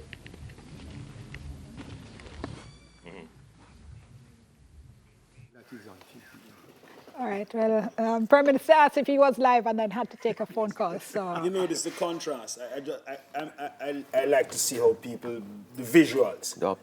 So the JLP leader is in a quiet environment to deliver his press conference, and it appears as if he has some notes to speak from, right? As distinct from the PNP leader in a noisy environment, no notes to speak, but just kind of... He didn't use patois. I don't understand. Yes, I understand. Okay, you're pointing out this distinction in presentation. Very, very important in terms of one is a lot more staid and delivering from what appears to be some staid and controlled. That's correct. Prepared. Another leader just talking, ad-libbing, just going on and so forth. So end up using words like victory and so forth and so on. And this is the difference between those two organizations. Now, hold on. You're making it sound as if Mr. Golding said victory without thinking. And no. Clearly, everything he said was deliberate, even though he was ad-libbing, as you said. I understand that, but remember that it comes over now for persons to interrogate it. And when you begin to interrogate, they're saying, what do you mean? No, but that's us saying that. No, I accept that. Remember that but he has defended it. Remember that I was the one who had said earlier that more than likely this is what they're going to present. Interestingly, so on X, I see the same person's asking the question, why is he saying victory? Yeah, so it's two translated perspectives. out there. You're going to have the perspective I laid out earlier that I'd expect them to say this. And I pointed to the increase in divisions, clawing by the popular vote, going to win more authorities. Right. But then you have the other side now who's going to look the perspective, the independent person to interrogate and say, but well, I suppose what you're highlighting then is the strategy of the appearance, the yes. presentation. And it's got his bounce on the euphoria. As a speaker, you can't help but ask yourself, how do you maximize that? And I suppose that's really what you're doing. Now 11:21. What a time to have a press conference. But we waited until we got the latest results from the Electoral Office of Jamaica. What we can say to the nation is that the Jamaica Labour Party retains 7 municipal corporations with a clear lead. The PNP has 4, and there are 2 that are reported to be tied. So, without question, the Jamaica Labour Party has won the municipal elections, without question.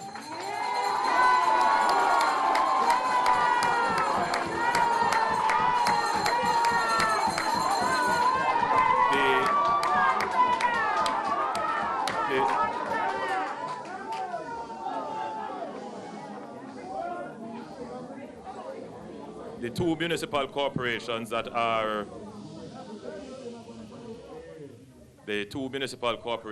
are tied, we should have some definitive results on those in a few days, possibly by Wednesday.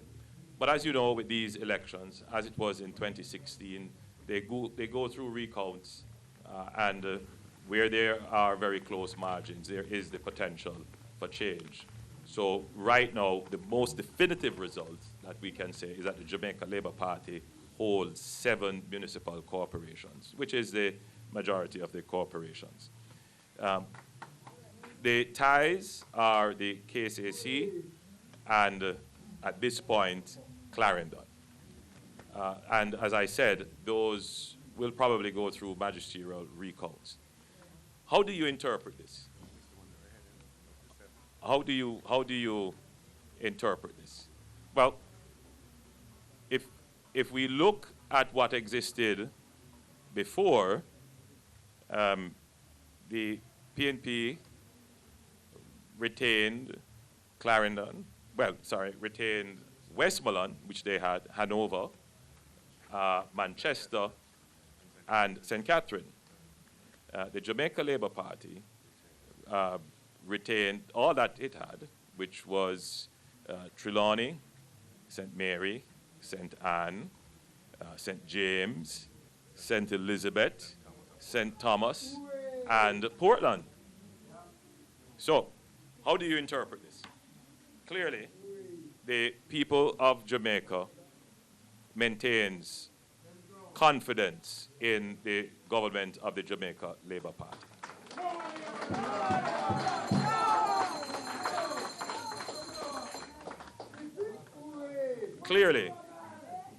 Clearly, if this were a general election, the Jamaica Labour Party would still be the government of Jamaica, which is the which is the result. So there is no, in my opinion, as I had expected, the results would largely be the same. Now, there are, however, issues that have come up in the campaign, which the government has been seized of and recognizes. And I think the people have, in their wisdom, found a way to communicate these issues through the ballot to the government. The government cannot ignore this. As we went around the country, every member of parliament, every councillor contesting the election would have come up on the issues of roads and water. These are not issues that are that originate with the Jamaica Labour Party. These have been long-standing issues that the people of Jamaica have been suffering. But we note that people's expectations have risen. I made the observation that there are more cars in Jamaica now than ever before. Almost 150,000 or more cars have been imported into Jamaica since 2016. And the level of housing construction has increased, and therefore people are expecting these conveniences and utilities to be readily available. Other pain points, such as garbage collection, more buses for public transportation, these are all issues that affect people in their households and in local ways.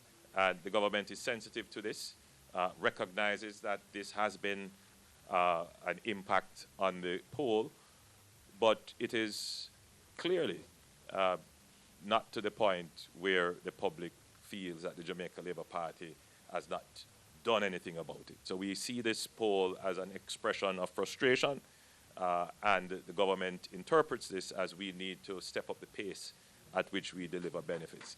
I think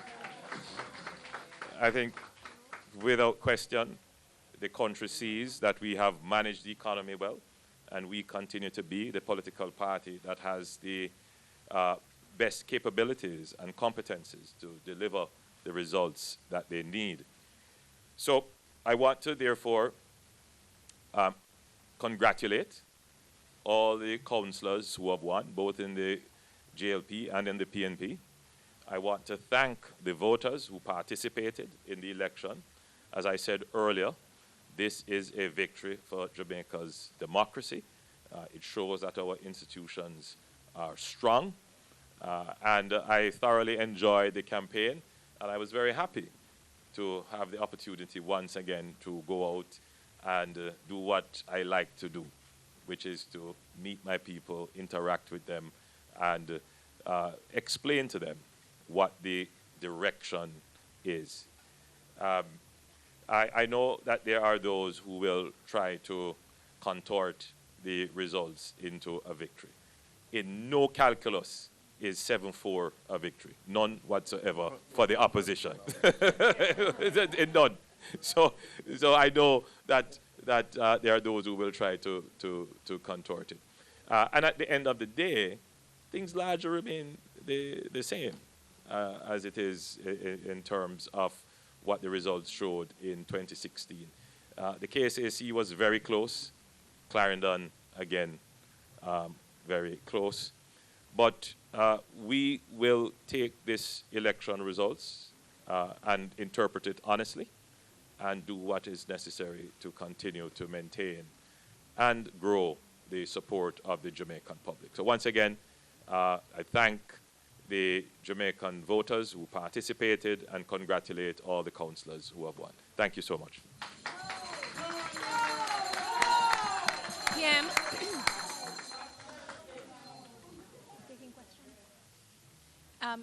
PM, I'm assuming you'll be taking questions.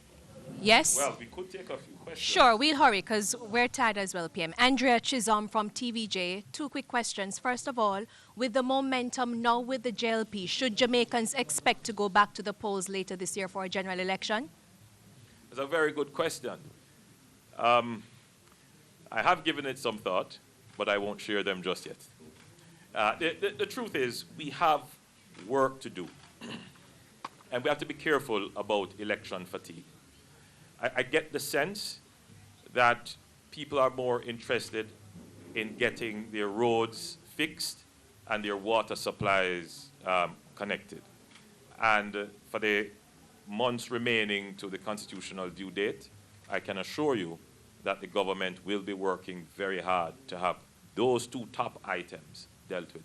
You know, if you allow me to just make, when we did our survey of issues of concern, coming out of 2020 and 2016, you will notice that we always had roads and water, but the top concerns would have been crime, unemployment, economic growth, stability of the dollar. None of those have come up. where we are now, and a clear message from the people of Jamaica, they say you are the political party that has the ability and the competence to generate the resources to treat with these two main problems which we have been suffering for 50 years. Get it done. We hear you. We knew this was the issue, and we're going to work very hard. We have announced the Spark program. We did that last year, and that is budgeted and ready to go. We will have a similar program for water, which we will announce shortly. And PM, I remember, since you're on the Spark program, opposition MP Julian Robinson had raised concerns about the terms of reference for consultations in Parliament. Have those issues been addressed? I'm not sure what the concerns were. I was very clear that the consultations would include both MPs and councillors. There was an attempt, again, to misdirect and mislead that the allocations are only for MPs.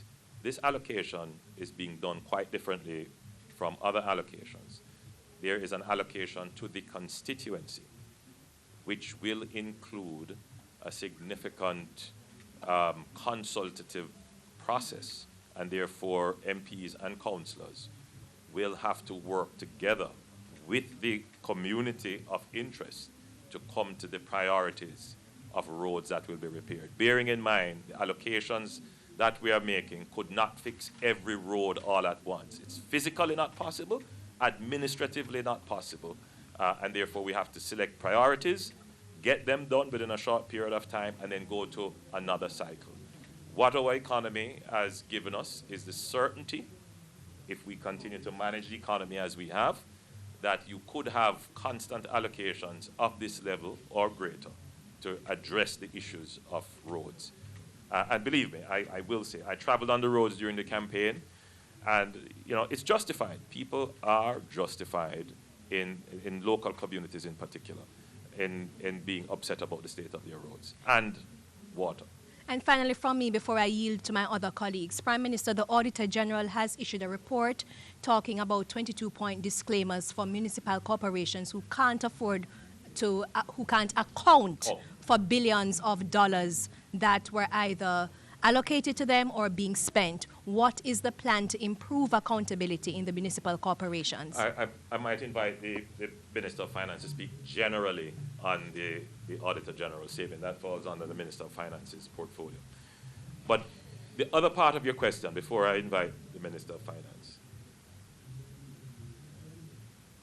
I have said before on the platforms as I campaign that I too believe that there needs to be greater attention to accountability of our municipal corporations and how they work. Some persons have sought to roll this up into some form of local government reform, which suggests that local government has a special form of reform. The truth is that local government is an administrative arm of government like any other administrative arm of government. They fall under the PBMA and the other regulations of government, and greater attention and enforcement is needed to ensure accountability in this regard. So I will ask the Minister to just jump in here quickly. Thank you, Prime Minister. Andrea, just would want to say that it is this government that has provided Auditor General with the funds to engage in audits of municipal corporations which were backed up for several years. So a few years ago, we took a look at it and realized that, wait a minute, the Auditor General is required to produce audited statements of municipal corporations' activities, but that duty was not undertaken for a very, very long time, meaning the last audit was over a long period of time ago. I can't remember whether it's a decade or 9 years. In the 90s. A long time ago. This administration looked at it and said, this is a problem for public trust. This is a problem for accountability. And we engaged with the Auditor General and provided resources. I believe the resources were about $300 million for a project to be undertaken to look at all of the entities of which municipal corporations are a part, is broader than that, where there is a backlog of audits. And it is through that project that we are able to, the Auditor General is able now to make progress on that backlog. Now, what you're going to find as that happens is that issues that have to do with periods before the current period are going to arise. Yeah? So when the reports come out, initially the reports won't be for this year or for last year, but it will be starting when the backlog would have occurred. Do you understand what I'm saying? But the way in which I think it ought to be interpreted is that the government is committed to ensuring that there is accountability across all entities, including municipal corporations, by funding the Auditor General to ensure that what has been the norm in Jamaica for a long time, that we've gone years without audits, that no longer continues. That is a sign of our commitment. Yeah. So the idea that local government needs a special reform, local government needs to be treated like another entity of central government and face all the administrative and regulatory procedures and made to comply with them, which is what the Minister of Finance has just said. The fact that you are getting reports that preceded even our term should be carefully interpreted, that much of what you're seeing is not as a result of our term of government, but we are the government that would have put in place the measures to start the accountability.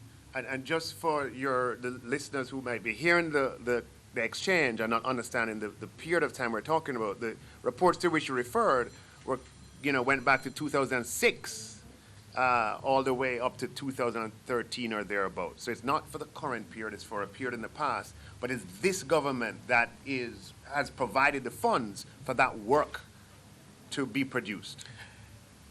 I think I should also say that I'm happy for this election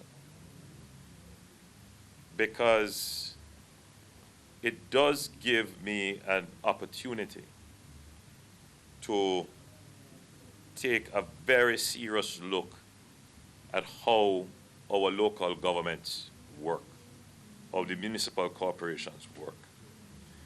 Because as I go around the country, there is a call for more funding.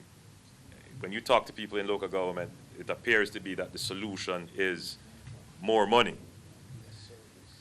And what I'm picking up from people is that, yes, they want to see more resources, but they also want more service. They want more interaction. They want to see their councillors. They want to be able to lay their complaints. They want more leadership in community issues. And therefore, the role of the councillor, which has just been reduced to a kind of transactional agent, that has to be rethought. And the councillor has to be more of a community leader that brings the community together to find local solutions to the problem. And not just local service problems, but what do we want our community to be? There are so many communities that have great potential, great assets. And the question is, how do you mobilize the stakeholders to utilize those assets to define the community? So going forward, having had the campaign and having seen some of the glaring gaps, you can look forward to a more rounded local government structure. Kimon Francis from the Gleaner, what's the status of the census? Well, again, that is on the minister, but the census is ongoing. Minister, you could answer. Yeah. Thank you, Kimon, for that question. The census is in the final stages of being completed, with the data capture process having come to an end and the analytical process being underway. A fuller update will be provided at a time when we can focus on that as a subject material.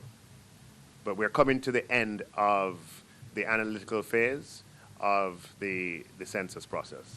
So is it that data gathering is complete? Because there are concerns, and I've seen it. I have not been, I've not participated. So I'm wondering where exactly are we now? Is it that data has been collected and they're analyzing now to finalize everything? I don't understand. Yes, the data gathering stage is at completion, and they're in the analytical stage of the census process. I think you should point out that not everyone is. Yeah. You could point that out just for. Okay, well, I'll just squeeze in one very quickly. Minister Clark, we saw the apology from the central bank this week regarding the overestimation of the impact of the increase in JUTC bus fares on inflation. We heard what you had to say about standing by that decision, but the opposition has maintained that it is a bad policy decision.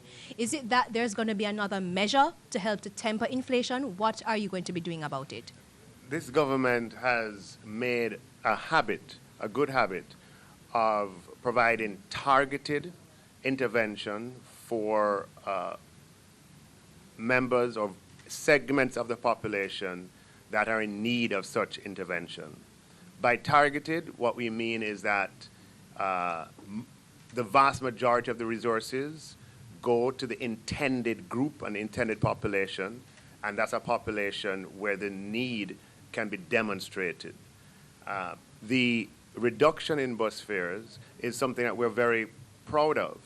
There are approximately 30 to 40,000 persons on an annual basis 30 to 40,000 persons who take the JUTC, and largely these are persons who are not on major incomes, and we're happy that they're able to benefit from a reduction in the fares at the JUTC from $100 to $70, and come April 1st, from $100 in December to $50, half price fare. And we think that for persons on small incomes, for persons on minimum wage, this is a material difference in costs, so much so that the JUTC has seen an upsurge in usage as a result of the lower fees. It would have been happier if the impact on inflation would have been greater, but the impact on human lives is significant. Persons who are making, as I said, minimum wage, this is a major part of their income. What Minister of Finance, as I reflect on your statement, and I reflect on the opposition spokesman's statement, I recall him being a great proponent of the government taking almost $40 billion of the budget to give grants and to just give away. You recall? You would, simple Google search would see in his budget presentation 2 years ago, where that was his recommendation. Was that bad policy then? It's a hypocritical stance. Let me call it for what it is. Yes. This is a government that is providing support to members of the traveling public who are on smaller incomes. And we're providing that support by reducing what is a major cost for them. $100 a day in two directions, $200 times 5, that's $1,000. If you're making $13,000 a week, what we have done is to say, instead of taking $1,000 to pay for your bus fare, you pay $500. Everywhere in the world, that is good policy. We are supporting vulnerable Jamaicans. The opposition is hypocritical. This is a government that believes in supporting vulnerable members of the population. They're hypocritical in their stance, and all Jamaica can see that. Finally now from me, really finally, will you be removing the hedge tax on fuel? That is a narrative framing that is incorrect. There's no hedge tax on fuel. The hedge on fuel. There's no hedge on fuel, Andrea. You've bought into a false narrative. Finally, from me, the income tax threshold. Anything definitive now on that? There is a threshold, though. There is a threshold. There ain't no hedge tax, but there is a threshold. Yes. So, look, this is the government that has presided over an unprecedented period in Jamaica's history of no new taxes every single year for 6 consecutive years. This is the government that has reduced taxes, one, by increasing the threshold back in 2017, and also by reducing GCT and reducing and abolishing a number of taxes. This is the government that believes in a policy position of ensuring that people are in charge of their own resources, and we trust them to spend it wisely. It is this government's position to revise the income tax threshold upwards whenever the opportunity presents itself. Let me say this, you will not have to, you won't need to wait on any other government for that to happen. Exactly. This government will address the income tax threshold. I think you should. You have to fix all the roads. Okay, had to calm down everybody because, you know, lots of discussion taking place. All right, so we're just going to do a very quick recap of the results at this point. We are also going to get just a very final comment from each of our guests in relation to the Prime Minister's speech. Let me first, though, correct myself. A couple of my listeners have very kindly pointed out to me that when I was explaining to you what happens in a close election, that I was confusing rejected ballots with spoiled ballots. Spoiled ballots, JW, thank you, Sean, thank you, they're telling me are deemed spoiled at the point at which the ballot is marked. Those are not at any point reintroduced into the vote. It's the ballots that are deemed rejected that will later be re-examined and a decision made on them. So again, thank you so much to my awesome viewers and listeners always coming in. And let me do the final quick comments from the panelists, and then we'll just recap the number of divisions, popular vote, and so on for you. So very, very quickly, Paul Ashley, comment on the Prime Minister's speech. Was Prime Ministerial. Is the first for my many years in observing politics I've heard a leader of a particular party that has won an election congratulate all members who have been successful. That was a big man. That's a big man. He has gone up in my estimation. Clive Mullins. In terms of his own presentation, that the Prime Minister, it was indeed Prime Ministerial, but also sobering. What I got from it was a reality, and that, listen, in terms of arrogance, forget that. Yes? He clearly was eating some humble pie here. He also recognized, as we were discussing earlier, what needs to happen, and we expect them to be doing that, especially since a general election is going to be due next year. So there's a contrast in terms of the presentations. I think in terms of the leader of the opposition, we heard him in the video 4 and so on. I think he overspoke, but at the same time, what you see here is a Prime Minister with a prepared script, addressing the issues and trying to be as candid as possible under the circumstances. So, big difference. I think he could have been a little bit more generous to the data, because the data at this point in time has about 6 seats, 6 parishes rather, municipal corporations in the PNP column. Westmoreland, Hanover, Manchester, St. Catherine, Portmore and KSAC. 6 and 7 in this column, with Clarendon up for grabs as it appears. So it could turn out that we have 7-7. Each party could have at the end of it 7 local corporations, or the JLP could have 8 and the PNP 6. So when he said 7-4, I was kind of like, it's not 7-4, Prime Minister. So he could have been a little bit more generous in relation to the data itself.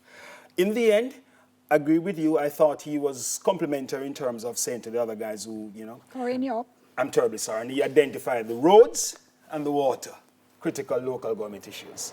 I agree with my colleagues. I'll only add the word that came to mind is reticent. He seemed a little bit more reserved. I think that is perhaps calculating the lessons from the day, which I think is very important. He did indicate for me that one of the things they want to do is to look at how to improve or let the support grow, which clearly indicates that he's about the long game. He's going to be answering the issues on the ground, as he has indicated, which we had suggested.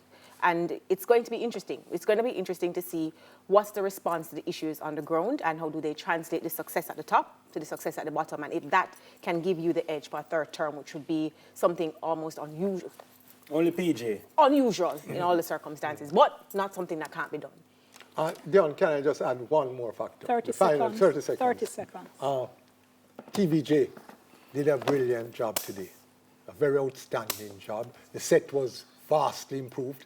When I turned on my TVs this afternoon, I thought I was watching something from the First World. It was vastly improved. Congratulations. And you have stood the test of the marathon well. With a fantastic team. Okay, let's just go to the